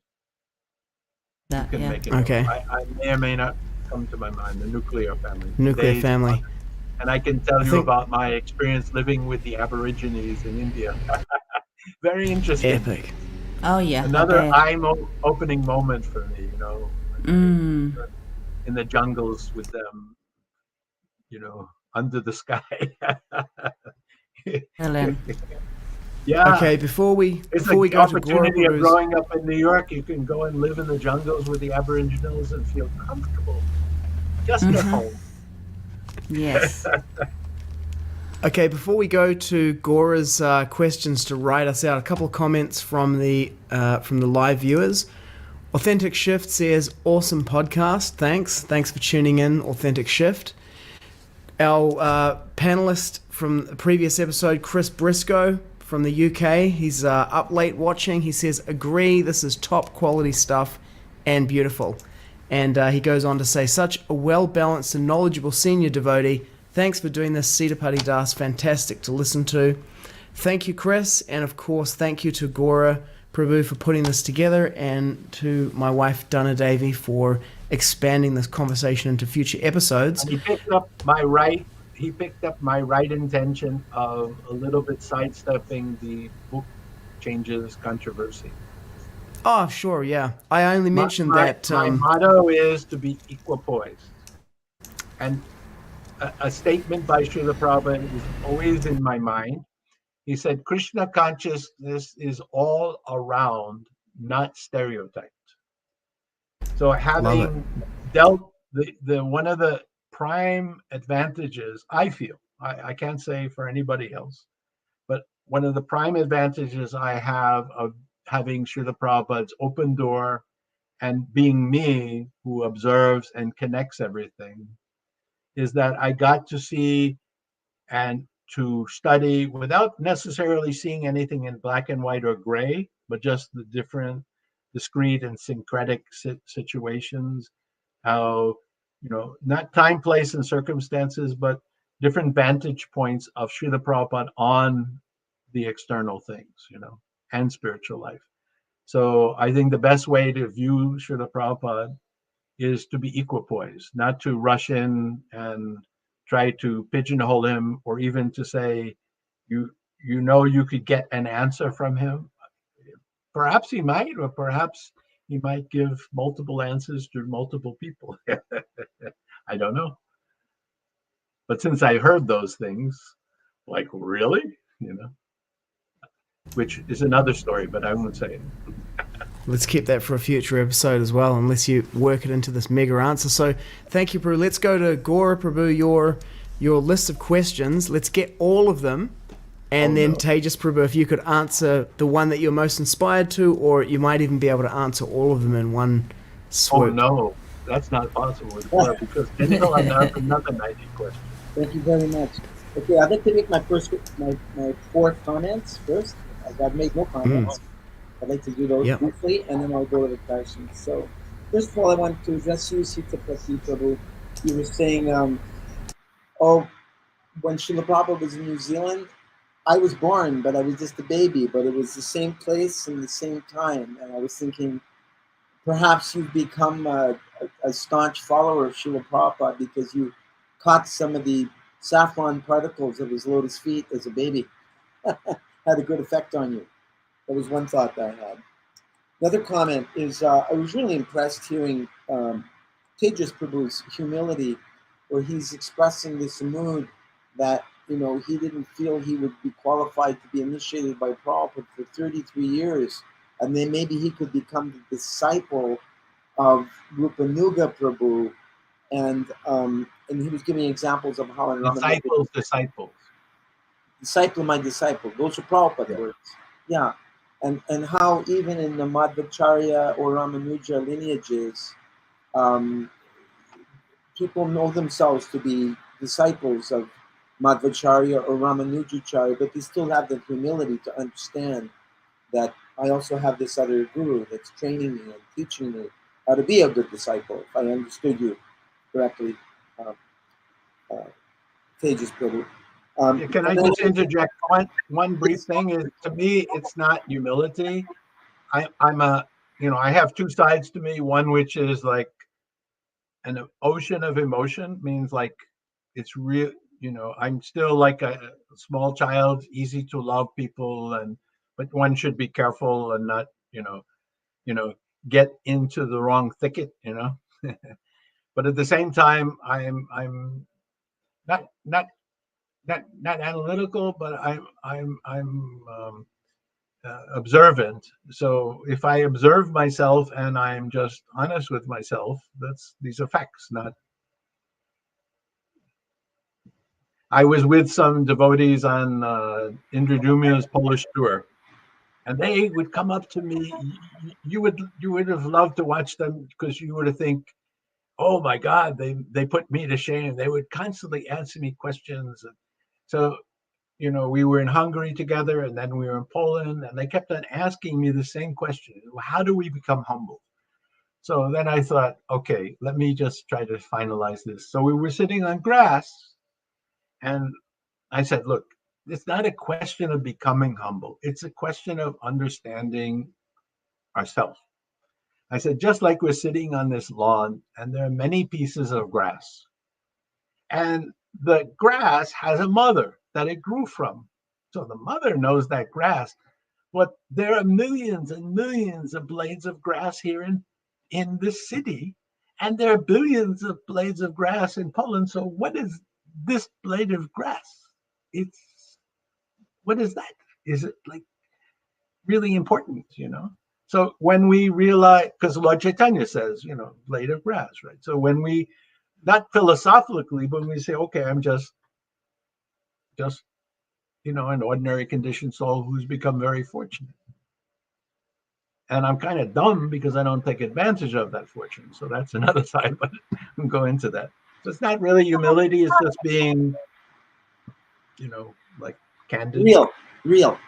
Yeah, that's a good word for it. Yeah. And in hearing you're making this point about becoming the disciple of my disciple, it reminded me of Chaitanya Mahaprabhu's statement, Gopi Pada Kamala Yora Dasa Dasa Anudasa. Instead of thinking, I'm a Prabhupada disciple, even when I was told Prabhupada was coming to Detroit, how'd you like to become initiated by Srila Prabhupada? Udama Shloka said to me, I said, me? Because I was amongst Tripurari Swami, Pragosh, and Manasuda, these Maharatis that were distributing 100 hardbound books every day. And, I was just trying to help fill up their book bag. And I said, me? I'm not qualified to be initiated by Prabhupada. And Udama Shloka said, that's the qualification. If you would have thought you were qualified, I wouldn't be recommending you. I still don't feel qualified, but I hope by all of that's the same Uttama Shloka we know today. Yes. Okay, another point I wanted to make was, next thing I want you to do is build the Krishna Balaram Mandir. So I was thinking, you must have had the association of Guru Das, Jamuna, Surabhi, Gunarnava. You probably have a lot of stories to say about your affiliation and working with all of them to build the glorious Krishna Balaram Mandir. That could be another podcast.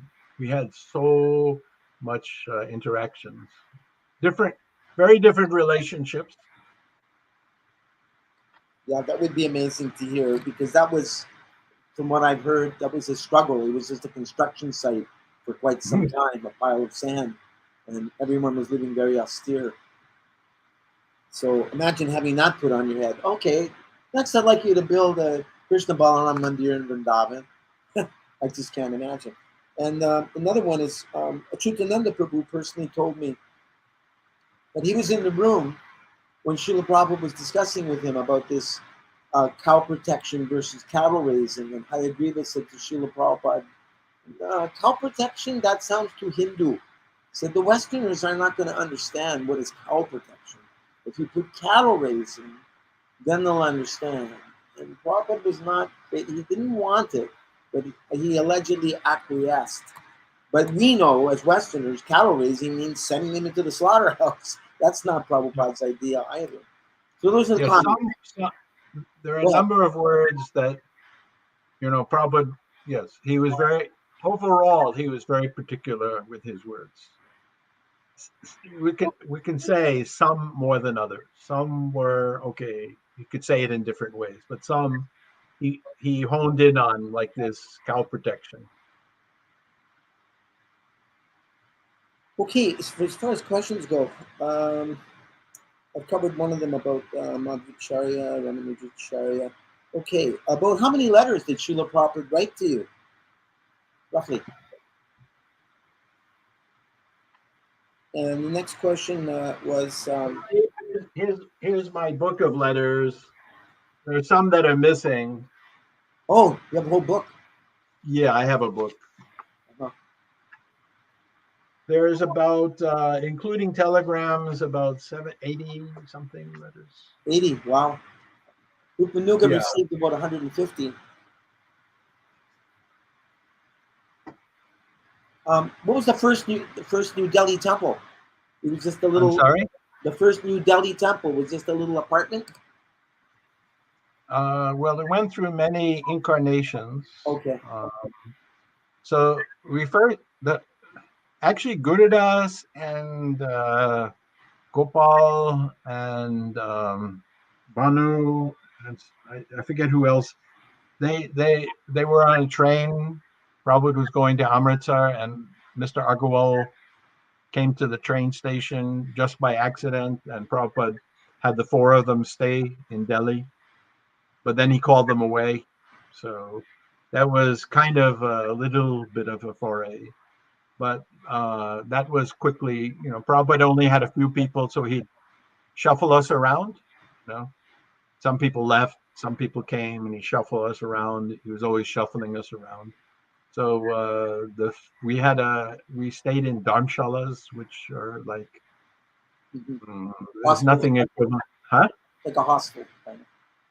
Yeah, something. It's a little marriages are taking place there. It's more like a religious place for wayfarers. And then actually, after I got done the 7 months of holiness, we rented an apartment in West, kind of the central west part of Delhi. Okay, I'll just Stayed breeze. in many strange places. I'll breeze through the other questions, and you can decide what you'd like to answer.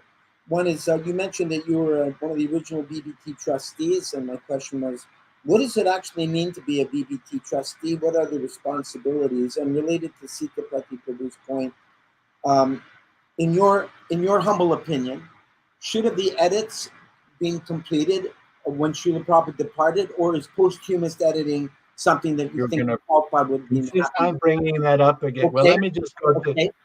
So I'll give you the. Yes. I don't know how much longer we should be going. Okay. So that's one Wait, question. wait. Yes. Sitapati, how I can just, if you want me to answer on this, or Well, I think we should go through I'm not all of going to Gore's answer. I'm not questions. going to answer on the question about the edits. I already Sure. said that. So Fine. let's go through all the questions, and then you pick the one or ones that you want to answer. Yeah. Okay. So let me just finish, and you don't have to answer them. Just I can come back to that. I'm Yeah. almost done. You can plead the fifth for anything. Yeah. So What about the seventh? you were mentioning about What the seventh? What's the Srila seventh? Prabhupada being very upset about humiliating someone. And as of late, I've been hearing, because of the concern of child abuse, people feel very justified that if someone's been a perpetrator, but this has been covered up for decades, no. They should be humiliated. They should come out in the open. The air should be cleared on these things. So I wanted to hear your thought on that. And finally, you can't understand. Okay, you can't understand Sai Baba's, Prabhupada said at that time. So some would argue, oh, well, Prabhupada said that 50 years ago. Now it's 50 years later. Of course, we should be able to talk about Sai Baba. We're supposed to be more grown up now, more advanced. And that's why some people even go to the Gaudiya Math, because they talk about Sai Baba all the time. So that's the extent of my questions. Well, that last question deserves, some elucidation on that. And there was also that point about your puny brain, you cannot understand the workings of the demigods. So Right. I certify I have a puny brain. I should wear a little thing, certified puny brain, Anyway, yeah, I've cautioned you sometimes a little strongly, is that calling out people on these forums and publicly, for various reasons, I'm not so much prone to it, and I understand the gravity of the to my own extent about abuses, and that they need to, or other things need to be rectified. But then it's a complex issue. So, Yeah. and what was your last one? What was the last one? Well, I just want to know what does it mean to be a BBT trustee? What are Yes. And are you still one? Are you still one? Yes. Well, I'm not sure. So this is a little complex, funny story. ISKCON, GBC, ordinary schlep like me, commentary. So, my only view was, my view is very simplistic. In actuality, I have a complex and intricate mind and intelligence, but my life approach is very simple.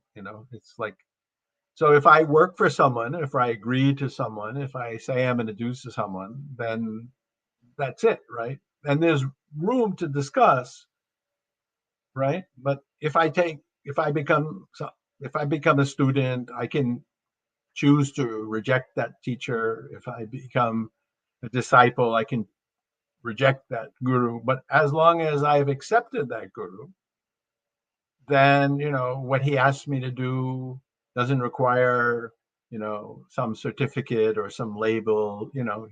Simple, right? He's asked me to do something, so I do it, right? So Srila Prabhupada, unknown to me because of the reason that I was strictly sending money to the BBT from membership, whereas practically speaking no one else was. So unknown to me, and also I was getting all the imports of the books. Unknown to me, for those reasons, he made me a BBT trustee, and he assumed that the other trustees, whether it was Tamal Giriraj and him in the beginning, would tell me. But a little problem was they never told me. So then in January of 73, Srila Prabhupada wrote me a letter to come to Bombay and to get man and, to attend the festival there. But if not, then, I could stay in Delhi, if other pressing matters were there. So I came, and then Prabhupada invited me to a BBT meeting. So I was the person importing the books. Gurudas had taught, wait, huh? Roughly the year. This 1973. Okay. So, Gurudas had been the first person importing books. So he took me to the particular joint secretary of imports and exports. His name was S.R. Minocha, very nice man. So Gurudas taught me the ropes of, dealing with bureaucrats. Gurudas is very affable. So he's very good at that, but he's not always good at knowing what is truth or not. And to deal with, he actually, his nature is very affable. So he was good at that. So then I was importing the book. So I didn't know why Prabhupada asked me to sit in the BBT meeting. If, my boss is asking me to sit in the meeting, I don't ask why. I just do that. And I'm happy to be there. And, so subjects came up. And one of the subjects came up was that, I was sending money for the BBT, but they weren't giving me the books, and other people were taking the books. So then Prabhupada said, Tejas can take what he likes, then you take. So I never thought about it until 1975, sometime in August or sometime like that. I got a letter that since I'm not attending the BBT meetings, I'm no longer a BBT trustee. And I thought, this is strange. I'm removed from the BBT, but I never knew I was a BBT trustee. And Prabhupada had me, actually, I printed the first books that we actually printed in India. I printed 100,000 copies of Gita Gan, that little book in Bengali. So I got the contribution, and Yadabara helped to oversee the production, I believe. So I was doing all the work. Prabhupada asked me to go to Atma Raman Sons and see, if we could get the copyright from Macmillan. And I was doing all sorts of things for Prabhupada on BBT.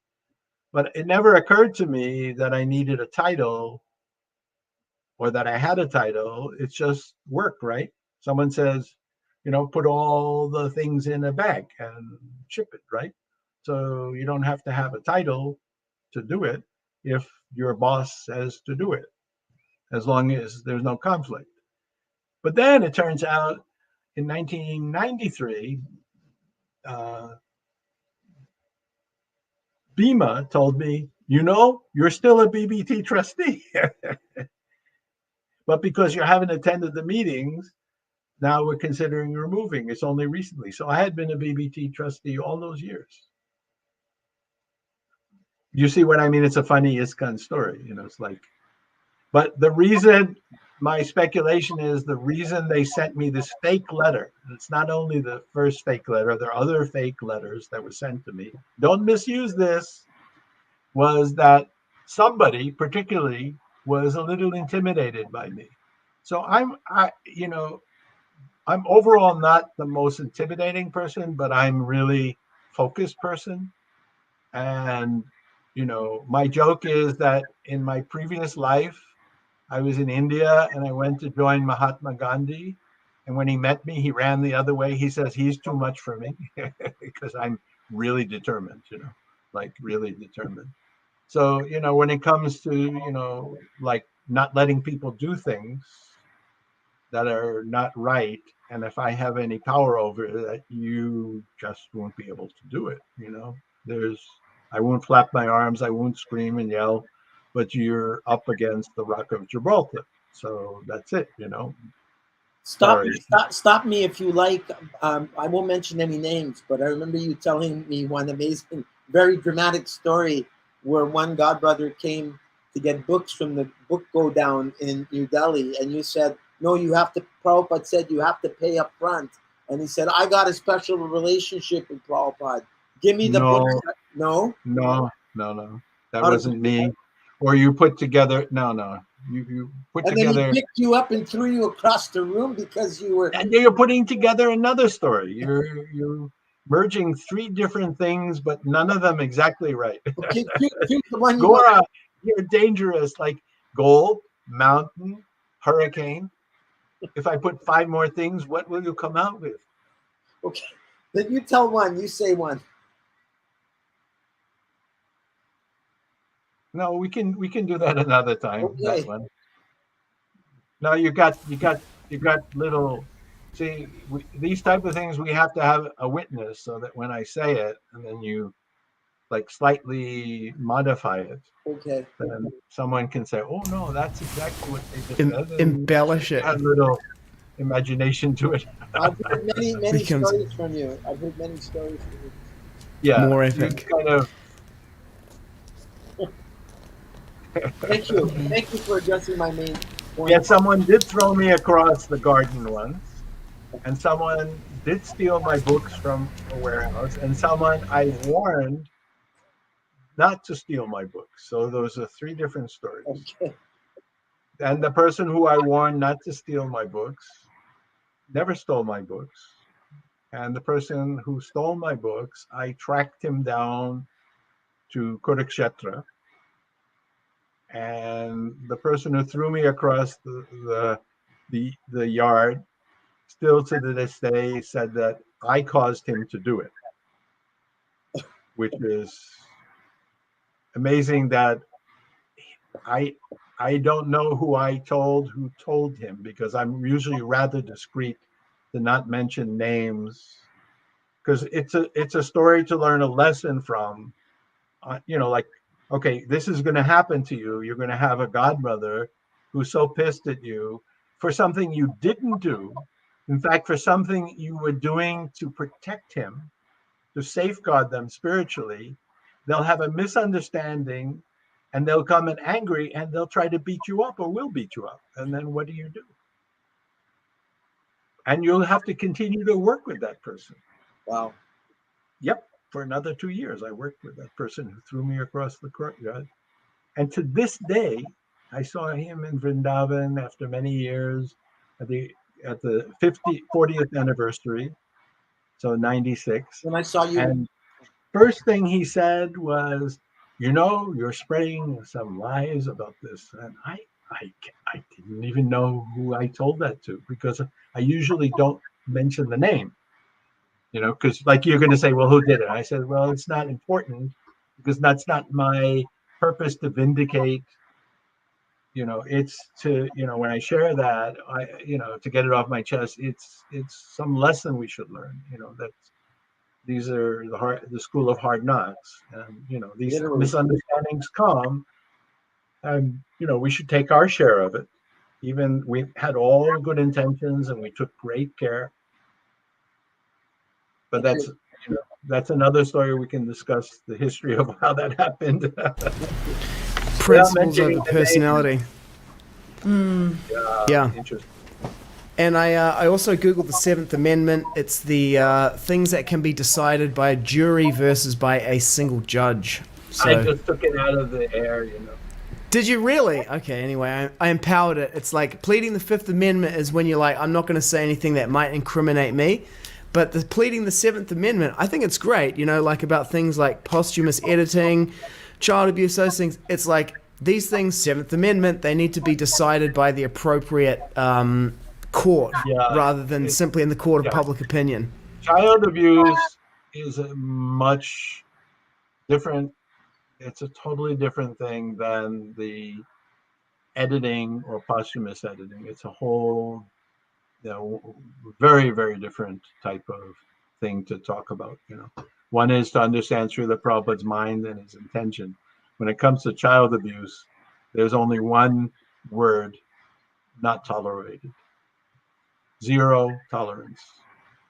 But how we deal with that, that's a different thing. But the basic thing is, yes, people will do things. My word is, one should not, like, if I were to put a sign over any of our farm communities, whether they're in the sense that most devotees think, or in the future, or a farmer's community, is that he who enters shall not exploit. That's the golden rule of relationships. The golden rule that should never be violated is to exploit someone. One should not feel exploited, and one should not exploit. So this is kind of important. What to speak of abuse, what to speak of abusing those who are vulnerable, then it becomes not excusable.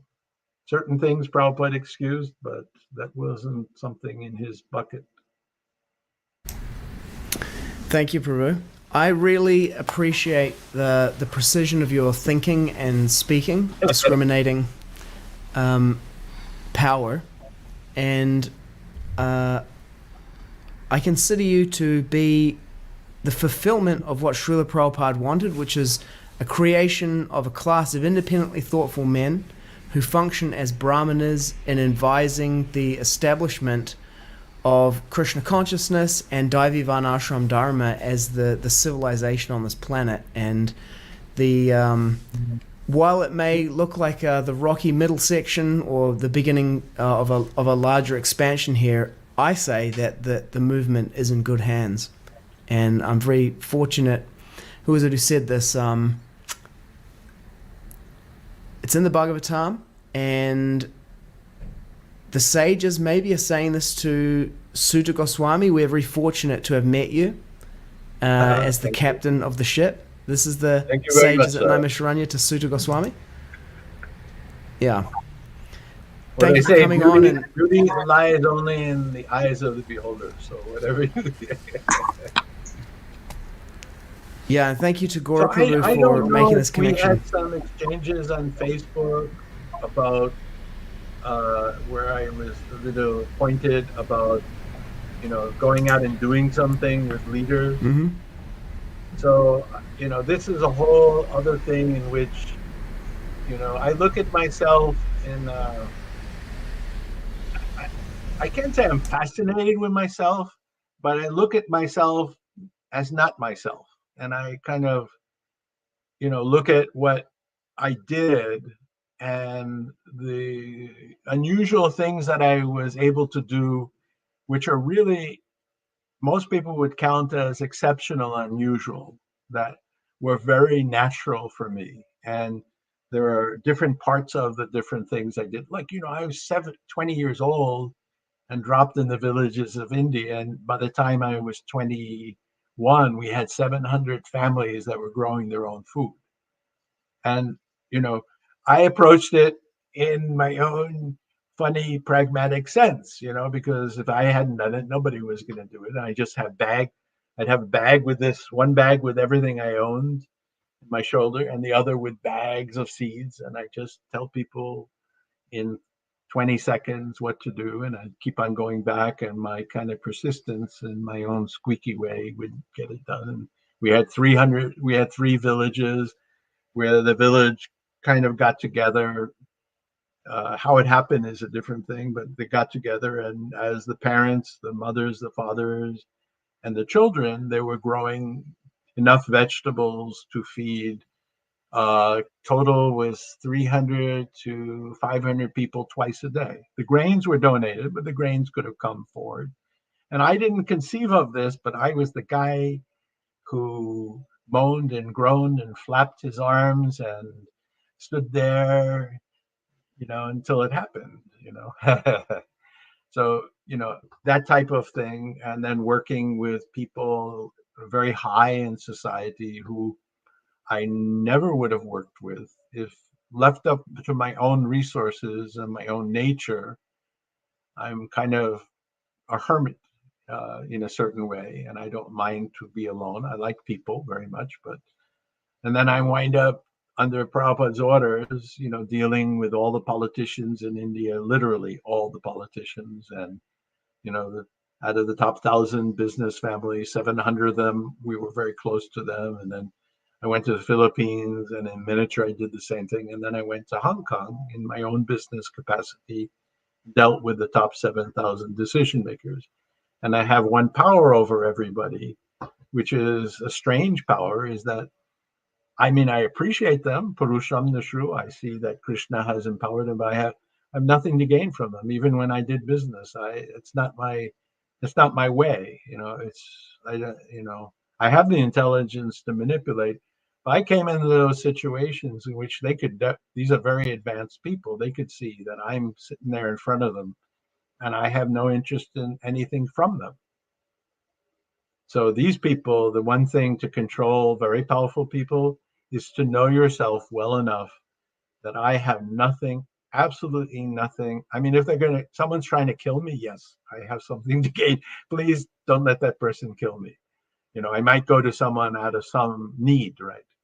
But when I was meeting them, I have nothing to gain.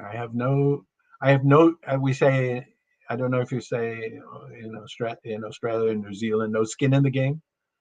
Yeah, we say that. I have nothing to gain, and because of the training of my parents and my own, self-reflection, I really know. I'm not a perfect being in any way, but I really have I have nothing to gain. It's not that I don't want anything out of it. It's not that I don't have personal enjoyment, but so out of all, I thought back over the years, how did I get to do all of these things with these people? I became so influential in the Indian government that one person in particular I couldn't say she was fearful of me, but she had graver concerns about me personally. And that was Indira Gandhi. And when she declared an emergency, which was a dictatorship, she formed a special cell to investigate me 24 hours a day.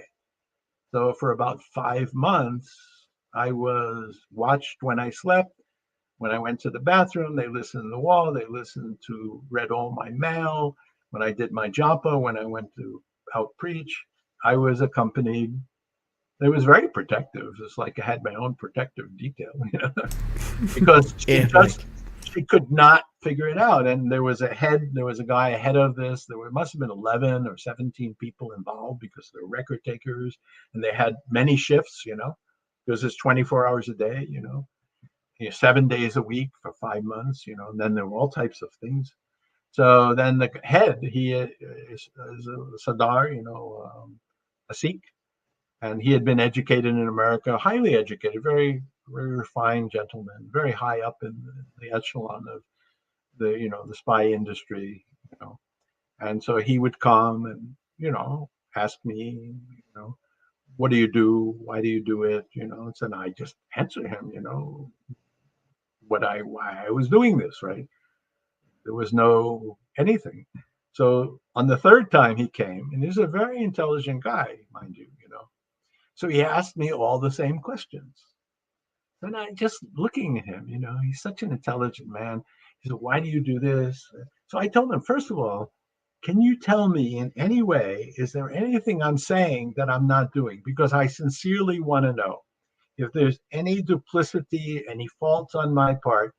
If you've seen any discrepancy, tell me, because I would like to improve myself. Seriously.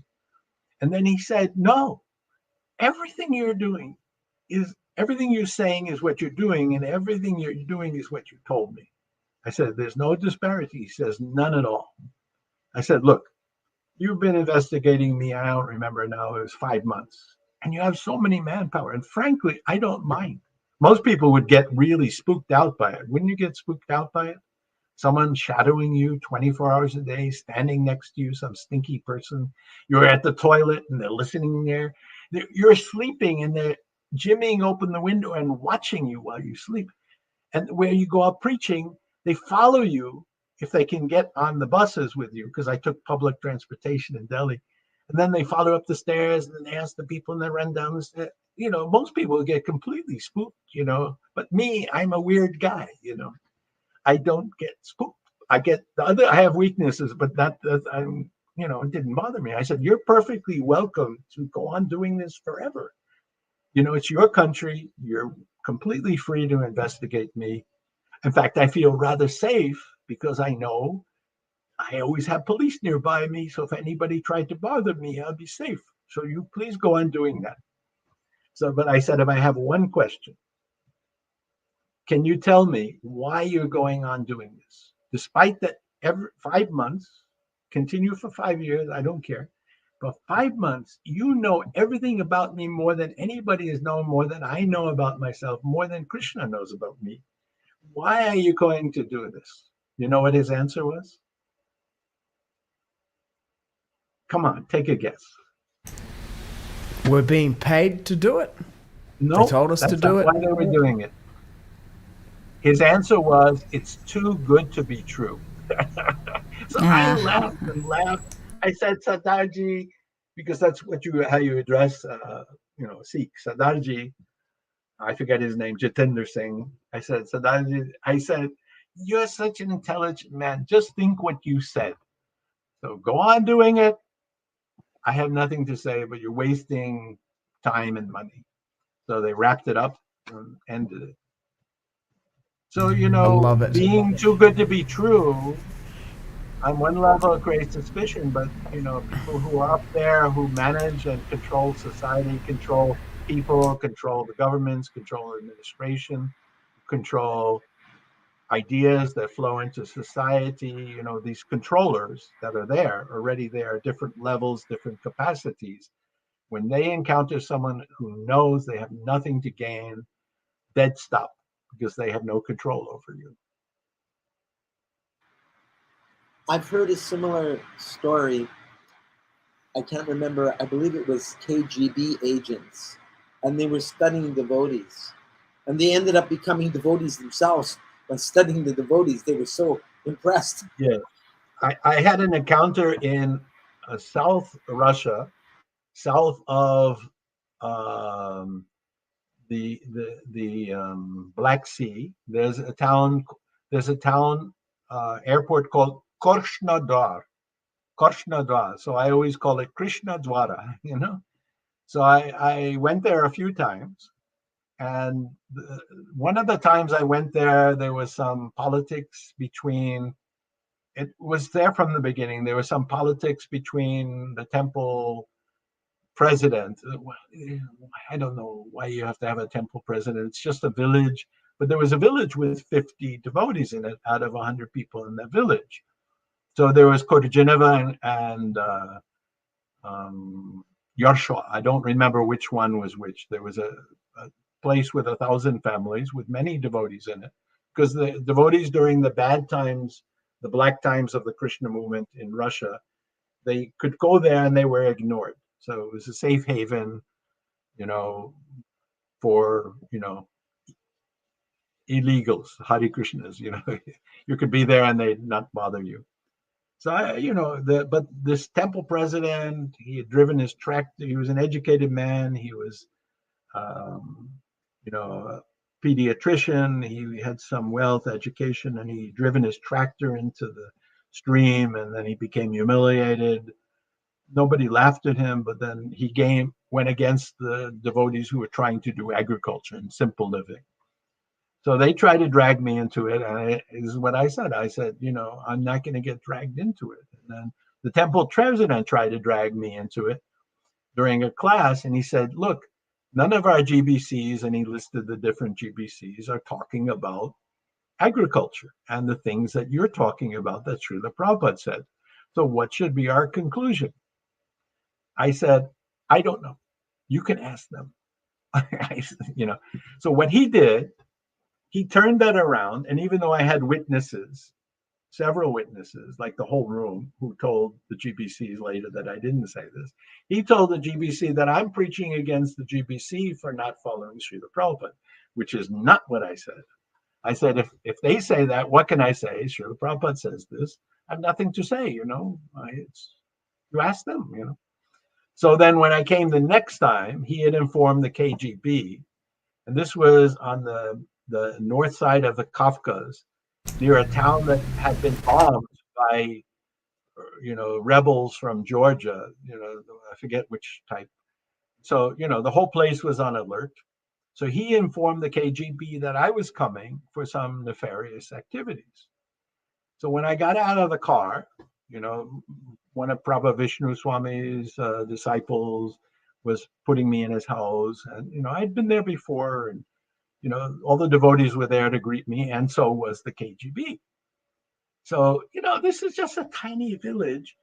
And, for me, there was the KGB. And, from what I had already gone through, I have my own adrenaline, but there's certain things that spook me, but most things like, so the guy came up to me and he said, I want to see your passport. So I said, fine, let me get my passport. Just give me a minute. So there was a regional secretary. You can imagine this tiny village and another little place. So they had created a position, because Russia's really into positions, from the previous regime. Everybody's got to have a position and a title. Makes you feel good, important. So this person came forward. I'm the regional secretary, and now is glasnost and perestroika. So you cannot ask him anything. So you know what the KGB people, the police people said? Yep, we can. We want all of your passports. You're all coming us with the police station. They were all up in nuts, and I wouldn't say the impolite ways, something about some part clothing you wear. I said, no, just be very calm. I'm perfectly happy with it. They said, no. I said, don't worry. I didn't say Krishna will protect us. I just said, don't worry. They have every right to. I'm a visitor here. They have every right. So they not dragged me. They asked me to come into the interrogation room. It was a room, and I had a translator who was a disciple of Naranjan Swami. And so the guy asked me that question, well, why are you here? So I only know one way to answer is truthfully. I said, well, these people invited me, and I used to work with the United Nations teaching agriculture. And, they said, are you here to propagate Hare Krishna? I said, well, if people ask me, I'll answer. So they said, well, tell us about Hare Krishna. We're very curious. So they had a book. And so for 45 minutes, they asked me questions about Krishna consciousness. And they said, very good, you can go. So I'm not saying this is a foolproof thing. Oh, actually, when they said, we're going to ask you questions, I said, fine. I began with, fine. This is your country. I'm a visitor. if you tell me that I have to get out of this country, I will leave immediately. If you ask me to stand on one foot, although it might be difficult, I'll stand on one foot. To me, you are God. So you're in charge of this country. Whatever you tell me, I will do. Because it's the truth, right? You know, when you're with police, you're at the immigration. I have a godbrother who got in big trouble in India because they refused to renew his visa. And then he sued the government. And he went into government offices screaming. And he's one of our sannyasis. And I don't want to get into, like a criticism. Listen, they're in charge. The first thing is to take wind out of their sail, not to give wind to their sail. If the worst case thing is they put me in jail or they export me, that's their choice. I'm not running the government. They are, right? That's their position. And what am I in relationship to them? I'm dependent, right? Oh, I'm a Hare Krishna. You can't tell me. No, they can. They've got guns and they own the government and they can just wrap you up and send you alive or dead someplace, and they can do what they like, and they used to. So it's not out of fear, it's reality, right? It's reality. I love it. I know you're legit now. It's outreach by going on government watch list. I guarantee you, it was probably one of the biggest mistakes in my life not to be CIA. I could have taken much better care of my family, my wife, and my children. Yeah, you definitely could have been CIA the whole way through. No, I wouldn't do that. Yeah, I totally get it. We're coming up to the 3-hour mark now, so let's take closing. If you're okay with this, we'll take closing remarks for this session, and then we'll be back to you all to survived do more. Me. You all survived me. We did. We love it. We love it. How about we go in this order then? Dana Devi, and then Gora Prabhu, and then Tejiyas Prabhu. What about you? Well, I gave my You're the I gave host my with the closing. most. Yeah, I gave my kind of closing remark. I'll bring it in here. Gora, he's the guy who can find the verse, So he found the verse. We think that we have met your goodness by the will of providence, just so that we may accept you as captain of the ship for those who desire to cross the difficult ocean of Kali, which deteriorates all the good qualities of a human being. From the Srimad Bhagavatam 1.1.22. It's the sages at Naimisharanya speaking to Sutta Goswami. Yes, that's what Srila Prabhupada wanted to do, propagate the Bhagavatam, and create that class of Brahmanas to provide that spiritual leadership. Is a special discussion, and we should have a discussion about that discussion, because that's something that I have a little special ability to deal with people on that order, I used to swim with these people, these people who control society. Oh, you're talking my language. Okay. So that's what I totally unintended, totally opposite all of my intentions. That's what I did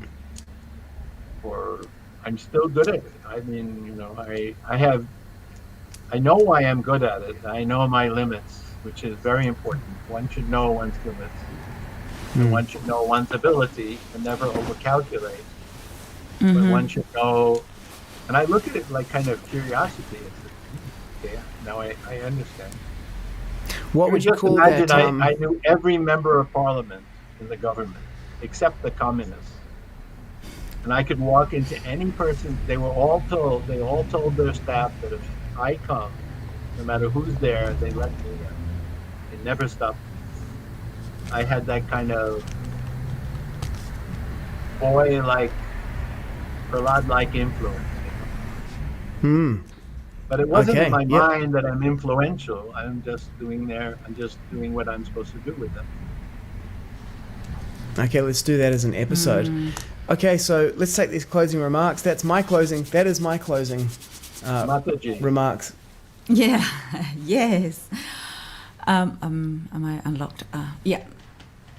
One thing that put me to tears is when you were expressing about you sleeping in different areas, in the barber shop. Sorry, I'm laughing because and other areas.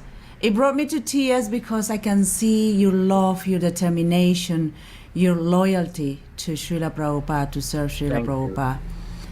And there is not much of that, you know. It's not obviously people that are so in love or love so deeply to Srila Prabhupada, they can go to that extent, because there is nothing else but serving the master. That is that love that connects. It's so strong, and Maybe I appreciate one just has that. to be really dumb, like one can be No, very it's not dumb. about. I think of myself when I hear that, I respect and thank you very much, but I think of myself like, the washerman. Prabhupada talks about the washerman had a donkey, and they carry the clothes. So, the donkey, the grass is there, but he's just so dumb he doesn't go away. Once Prabhupada said that, someone was challenging. We had a new GBC, Jayatirtha, and people came and, they always voice criticism because I have to be strict, there's certain things, and I toned down Prabhupada's strictness. Prabhupada was about 50% or 25% strict with me compared to what could be. And I knew that he was giving, but when I gave, so now that 25% becomes 100%, right? And I toned it down to 2%, 5%, 10% of what, Prabhupada was giving me. And then, many things happened, people are not very happy about it. And I quite tactful and, polite about it, but, unbudging. So, so people complain to Jayatirtha. Jayatirtha said, well, what to do about this? There are people complaining about him. And Prabhupada could have answered it in many ways. He says, yes, maybe. He said, yes, maybe, but everyone else goes and he stays.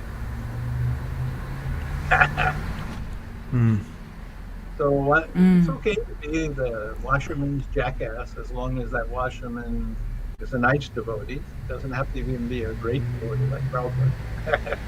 So, okay. And sometimes I had to leave, which is sad for me. But why one should Anything else? go away. Yeah, Thank you and very the other much. thing That's that very the other kind. thing that I appreciate from you is, I guess that this is the highest intelligence as well. You're being observant. I think it's very important to calibrate, to read people, observe. And I love that about you, because I like to observe people and then reading people. And it's like, wow, he reminds me about this. And then you know when to act. It's like, love it. I appreciate that, and thank you for recognizing your qualities. It is very important, like you said, it is important for us to know ourselves, what are our limits. It's so important, absolutely important. And thank you for bringing out that. We need people to hear about it. Yeah. I can say at the end, I don't do this like as a neurotic or, a Jewish guy or anything like this, they say, but I do this as, basically trying to be honest, at least a little bit. So at the end of the day, I have a list of things that oh no, I did this, or oh no, I did this. And it's amazing the crazy things that I've done from my childhood, like so embarrassing, like, but at the same time, okay, I learned this today, I learned that. Sometimes we learn the best lessons from observing the insufficiencies in our actions. And then learning from others, wow, I had the chance to talk to 10,000 millionaires, and they'll share with me the hard knocks of life. So better not to make those mistakes that other people say that they made. Anything else? We just created another podcast now, Prabhu. Share what all of the 10,000 people, rich people, told you. Yeah, Do this that in the was an business one. instruction Srila Prabhupada gave me. That's a whole other thing. Is to learn the managerial secrets from all these. And he gave me the initial list. Managerial secrets. Yeah. I want to learn that. I love Yeah, that. Oh yeah, that's a good one. They're a bit odd. So when we talk about people who had tens and hundreds of thousands of employees, and other people. So I'm I'm like Gora, but in a completely different way. I have a kind of curiosity about things, but I'm invisibly observant. Love it. It's a Fantastic. different thing. Your secret Maybe that's weapon. why they thought I'm CIA. God, this guy knows everything. Yes, Okay, as I so nod and I appeared, I'm not listening. I got it all. Yeah. Registering everything. okay, let's go to Gora. Got you there. Gora Prabhu. Gora Prabhu, for your closing remarks. Let me just take you off mute, Prabhu. Just give me 1 second here. You will. Can you hear me? Can you hear me? Can you hear me? Yes? Yeah, Tejas Prabhu, I was going to say is a national treasure, but actually he's an international treasure, or maybe an intergalactic You're very treasure. amusing. Thank you very much. And I'm a talent scout, and I Oh, you okay. know, I know a good one when I see one. I'm a recruiter. I'm an old Bhakti recruiter, Bhakti trainer. Of course, So I'm actually you're going to recruit me to become a bhakta. That's no, very nice. I'm your No, I Bhakta. don't mind. I recruited you to train me, to retrain me. But what I wanted to Be say about careful with those words, though. I'm ready for it. Sock it to me. So so I was just thinking, Sometimes Gora writes me. Once he defriended me because he couldn't take it, and another time he wrote, "I can't take it anymore. I'm in tears. I can't even chant the rest of my japa." But I don't do it to criticize you as a person. I do it because I really have affection for you, and I feel sorry if you're going in a direction that I don't feel is admirable for you. I get it. I understand that. That's why I dragged you here. I didn't have to drag you. You accepted as a gentleman. I wanted to say you're an unsung hero, um, and you're someone that all of this gone because there's tens of thousands of new devotees today who have no clue who you are. I mean, there's the Prabhupada memories, but you're hidden there amongst 450 other interviews, and And you may have noticed I don't use any notes, or yeah, maybe you didn't notice. yeah, you've got a good brain. And I'm sure that Dana and Sitapati Prabhu would agree with me that just from this initial gathering, it looks like there's another half a dozen podcasts.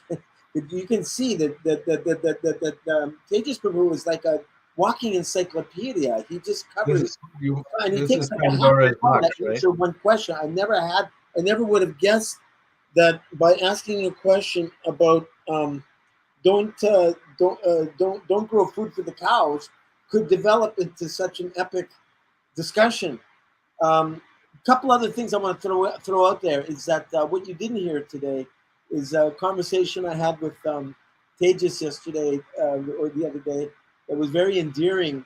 How Tejas was always like trying to be behind the scenes and very, very respectful of Prabhupada, not wanting to disturb him. And sometimes if there would be a room of devotees and Prabhupada be speaking to them, um, Tejas would just like stick his nose in just to see, what's going on. And Prabhupada would insist that he come and sit right beside him. And Tejas was trying to avoid that. And I almost got the impression that Prabhupada knew that you were trying to avoid that, but he was purposely pulling you. I cannot imagine how Prabhupada used to perceive me because I always remain that same person, like reluctant, but not reluctant to avoid him, but that other feeling of a rather unusually great degree of reverence.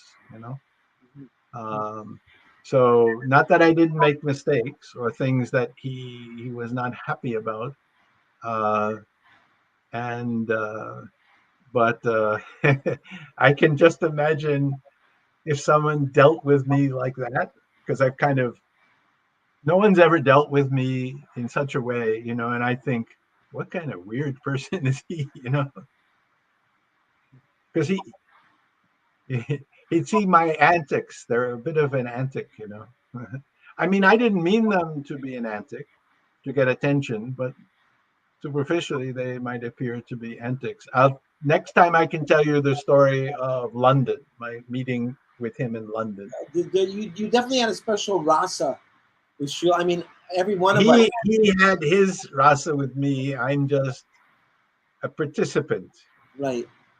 not a involuntary or a dead participant. I came in dead set on trying to be very reserved and little distant with him. Not emotionally distant, but like that's not where I'm going to go. And he would do things, crazy things, to torment me with that. He would torment me with this thing of knowing that I wanted to be like I am, and try to provoke me and get me upset and embarrass me. I have a theory, because I used to blush very easily, that he liked to see me blush, and so he would think, I don't know if he thought about it, but maybe he thought about, what am I going to do next? I'm just giving like a postulate theory, hypothesis, that what am I going to do next to torment Tejas to make him embarrassed? It's like, but whatever he did, it's not that I like that. Some people love the attention. One person was Gurudas. So Gurudas loved, he licked up, he savored, he drunk Srila Prabhupada's attention. He was like the court jester in a group. He would just like to see Prabhupada laugh. And I was more or less the opposite, I'd just like to say, Sitapati Prabhu and Dana, I think one of the most important considerations is, we just got a little glimpse into that 1,000-page book of 500, at least, occasions that Tejas Srila Prabhupada. He has this book 95% completed, and I don't know what it is that we can do to help facilitate, because this needs to manifest before. Yeah, I feel very shy about my book, so it's hard to explain. So the only thing I can, my book, there's a couple of parts that people might be upset with. There's a lot of personal stories, but like Mataji was saying, when I detailed my 7 months or so homeless in Delhi. So for me, it was like I was living in the forest with the Aboriginals, nothing spectacular. I've been in riots in which Muslims and Hindus are coming at me. I mean, I've been in the forest where the tribals were drunk and chopping at each other. That was a little on the edge of danger. So nothing really. Yeah, you grew up in New York City, in which people chase you down and beat you, and you see people. Nothing is really too amazing, So it wasn't like, I mean, I had my service to do, but I keep it in there and detail it so that people see, oh wow, it's not to praise me that, whoa, he was ready to do this for Srila Prabhupada. And I always say, how it was, I don't make it like I was suffering, but there were many peculiar situations, how they threw me out of the Gaudiya Math, then physically, so I put a little drama in it, so people will say, well, if he went through that, I can go through anything. He walked through fire, I can tolerate a little heat. Love it. So what can we do? What do you need, Prabhu, to help you to take it all the way? The only it may appear that I can't, I can't, I look at myself internally and I say, well, I'm at about 5% of what I used to be, So to do my book requires, well, I have certain physical disabilities. Now I do have somebody who will help me with the editing, and I do have someone, for better or worse, who will put it together and print it. But I am at the last stage of the first 2/3 of my book. But I get these, and I don't want to be too vivid about it, I'm not morbid about it, but I have some issues in which I become very weak. And so there are two things. Well, if I had a magic wand and said, this is what I could need to keep my health a little stable and my thinking stable, because when I do the review of the editing, I have a great diligence to do as far as I can in terms of what I've accepted is what the level I'm going to present, like in terms of a really nice book. So I have to make sure that everything is clear, because, my book is quite complicated. So like say there's 1,000 events in my book. So what I do with the other side of me, my intricate mind, which is like a 4-dimensional Excel sheet, CAD animated. So I connect you may have noticed in my presentations, I connect things that would be normally disparate. And I try to weave a tapestry. So my book in my mind is like a cloth of, the weave and the warp. And then what I do is I show you from this point how it's connected with that. So if you go through my book enough times, then you'll see, oh yeah, I get from say an observer, impartial observer observing Srila Prabhupada, but having some clue, I'm connecting all of these, disparate points, So like I weave a tapestry about women and children, but it's not like I sat down to do that, but I understand the tapestry in my relationship with him. And so from both my perspective and a greater perspective, and also my history of being in India, I kind of weave that together. So I'm there's the intrigued. whole thing with women and my becoming anointed by Prabhupada as known as the ISKCON woman hater. That's another story. Really? Oh, no. Okay. How do I get my hands on this book? I have to read this. Yeah, well, I could share with you what is relatively done. I don't mind to do that, and you can share. So physically, I go through these episodes in which, this is actually rather, I was thinking whether or not I can do this. But the inside, externally, my physical condition is, if I describe my physical condition, some people would say pathetic. Like like I'm dealing with really strange. I have a thing called malegic encephalomyelitis, which means if you Google it, MECFS, you'll see what happens to the people is like their bodies can go to zero. When I talk to my doctors and they say, well, are you depressed? Are you sad? Because I have to, you know, like sometimes I can't make appointments for 2 weeks or 1 week or 3 weeks because I become so fatigued and there's pain or many crazy things. I never know what's going to happen. So I joke with the doctors. I said, no. I said, the definition of my day as a good day is I was able to brush my teeth. So I wake up thinking, no, it's not that I'm going to not brush my teeth or that's the only thing I can do. But if that's the only thing I can accomplish on that day, that's okay. And if I didn't accomplish it, that's okay. Because I had to re-accept a definition of limits from a person who was unlimited. I worked the Bhubaneswar project, and for 7 years, I went nonstop. The last 2 of them, I was going back and forth to the Philippines, 6 weeks in India, running all over India, preaching all over India, and doing the BBT and the Bhubaneswar construction. Then I was going to Philippines and rebuilding that yatra.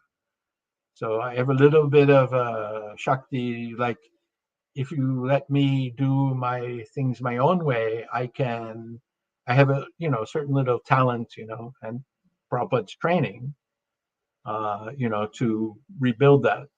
So I went nonstop, never tired. I drive all night and get up and, without resting, go out and preach at 6 a.m. Never. Now it's like, okay, what can I do? Is it the next minute I'm okay? Corey knows sometimes I'll tell him I can't.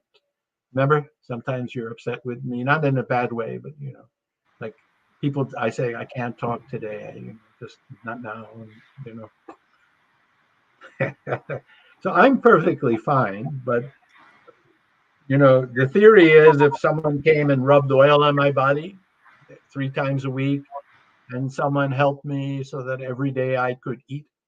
A lot of times I don't want to talk about what, it's not terrible, but it's not the best, prepackaged, ready to eat, you know, or I make something. Oh yeah, it was a good day. I made something, and then I eat leftovers for 3-4 days. But I helped open an Ayurvedic center, and I know very well what are the best things to eat. But You need a because personal assistant. That's what you need. no, I don't need a personal assistant because they will go nutso. But I need someone who can just help me with a few things, some partial point of the day, because you know if I'm going through episodes, I don't want anyone around. And Do, unfortunately, here in New Taliban, I've been trying to get these solutions, and after a certain point, I won't try because it's not that I don't continue to try. I'll try, and then it's not working, so I just retract. Because either I'll start to be too pushy. okay, let's see what we can do and what Krishna can empower in this area. Yeah, I'm moving up. I do certain things that help to improve my health. I have some serious things to do next week, so I'm just not trying to get back in the grind of doing the workbook.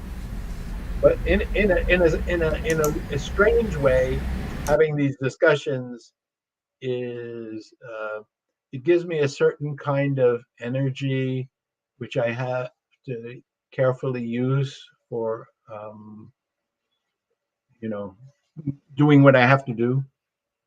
I have to kind of rebottle it, package it up, like carbon dioxide. You put it in a container and you make the beverage carbonated.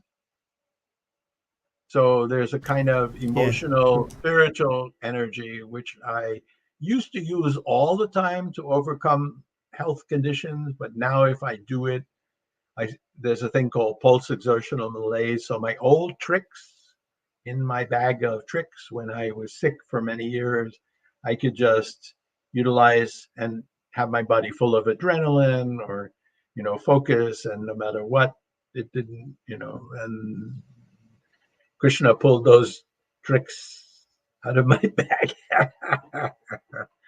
So it's okay. But, to do this, you have to have focus. My biography is easy to do because I don't have to be so chaste and faithful, pristine to what I say.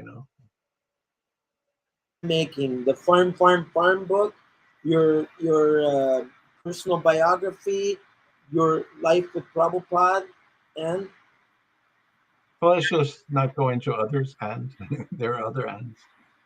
But those actually are all works pretty much almost concluded. Those three. Almost. Okay, there's obviously like deep wells for us to dive into in future episodes, and we'll see what we can do to find ways to support you. We have to separate out and just do, and there are 3 whole different things. My biography is for a very different purpose. Maybe you can get a glimpse. If you just put me in a suit and tie and bring me out in public, I look like a professor, and that for people on different levels who could be brought to the proper approach to Krishna consciousness, independent of, but not separated from any Hare Krishna activity, but just reading and having an understanding and going through someone's life, in different ways. Like my childhood is little unusual, it's kind of funny and entertaining, but you're seeing this small child who becomes materially quite adept, and then at the age of 13 focuses and then winds up in India and lives with the Aboriginals and creates a whole green revolution. It's quite smooth. It's not like just you take that journey. But then I was inducted before I met the devotees. I was I have a special reason to say it, but I knew that the absolute truth was not impersonal, but the person Krishna, who resided in a world that was beyond this material world, and that all the incarnations came from Krishna. So I take the reader on a complete journey to all of the important aspects of Krishna consciousness. So anyway, that's another thing. Yeah, we did, and in this session, we actually got like the overview, of your of that whole kind of journey, like the highlight, the summary. It's like the chapter summary at the beginning of the chapter of the Bhagavatam. It says in this chapter, here's what happens. And so, Prabhu, from you for today's session, what are your concluding remarks? Well, thank you very much for inviting me and asking good questions and being patient with me. I appreciate the chance to myself remember Krishna and Prabhupada, and Prabhupada piled up in so much service, and I can't lament. If I was unleashed, that's a different thing, but I'm leashed to be very limited. But I still have capacity, and I feel sad about it. There are many things that Prabhupada took time to do, and Krishna took time to do, which I wish I could share, train people, many aspects. Okay, well, we're going to draw out as much as we can from you, Prabhu. We'll see if we can utilize it. Yes. Remember, that's what I wrote to you, that talking about it is one thing, but to focus and to utilize it is it's better to focus on one or two things and utilize it. I wasn't sure if you quite understood me. You reported, and I thought, I can't go on this. You'll feel like pushed in the wrong direction. Yeah, I'm glad to have this opportunity to have a longer conversation, which can develop into an even longer conversation. On the internet and typing in little boxes and seeing letters is not a very good way to communicate. Short comments, yeah. No, it's the way to become really disconnected from each other. It's not proper at all. Well, from both Dana and I, thank you to you, Tejiyas Prabhu, for coming on. Thank you to Gora Prabhu for putting this together, the Transcendental Recruiter. And thank you to all of our viewers who have tuned in even as late as 1 a.m. in the UK, which was, I don't know how long ago. It's maybe 1:30 over there now. So Chris Briscoe, who would make a great advanced reviewer for your book. He's written some amazing reviews. He reads books twice, at least. He's like, no, you can't understand it reading only once. So if you were looking for advanced reviews for the book, he's the man. Well, reviews is one thing, but the way I constructed this book, I really doubt how many people will get the nuances that I put in it, that I at least meant to put in it. And then, offhand, I think, because I've been thinking about everything that's happened to me from my childhood to Prabhupada and reviewing it and learning from it. It's not that I'm super exceptional, but Krishna's behind this as he's behind everybody. So, but it's my life, right? And my path. And so I'm saying, whoa, I keep on looking at things, the points. So maybe 5 times you catch a lot of the nuances. 5 times, okay. I was wondering when you said if you read it enough times, how much that was. I was thinking 108, okay, 5 times. Okay. There's many things you catch, but then, it's connected. As I said, it's just the way I see life. Okay, well, we'll keep drawing it out. You live it, and then you see the connection. Yes, well, we'll get you back for your perspective and knowledge. Thank you. Dandavats. Vanchakalpa tarubhyas cha, kripa sindhubhyeva cha, patitanam pavanebhyo vaishnavebhyo namo namaha. Jai Srila Prabhupada ki Jai. Thank you, Prabhu. Param Vijayate Sri Krishna Sankirtanam. Let me know when you would like another tormenting session. Yes, we'll be in touch. We love it. We'll torment you. Hare Krishna. Haribo. Hare Krishna. Thank you for tormenting us today.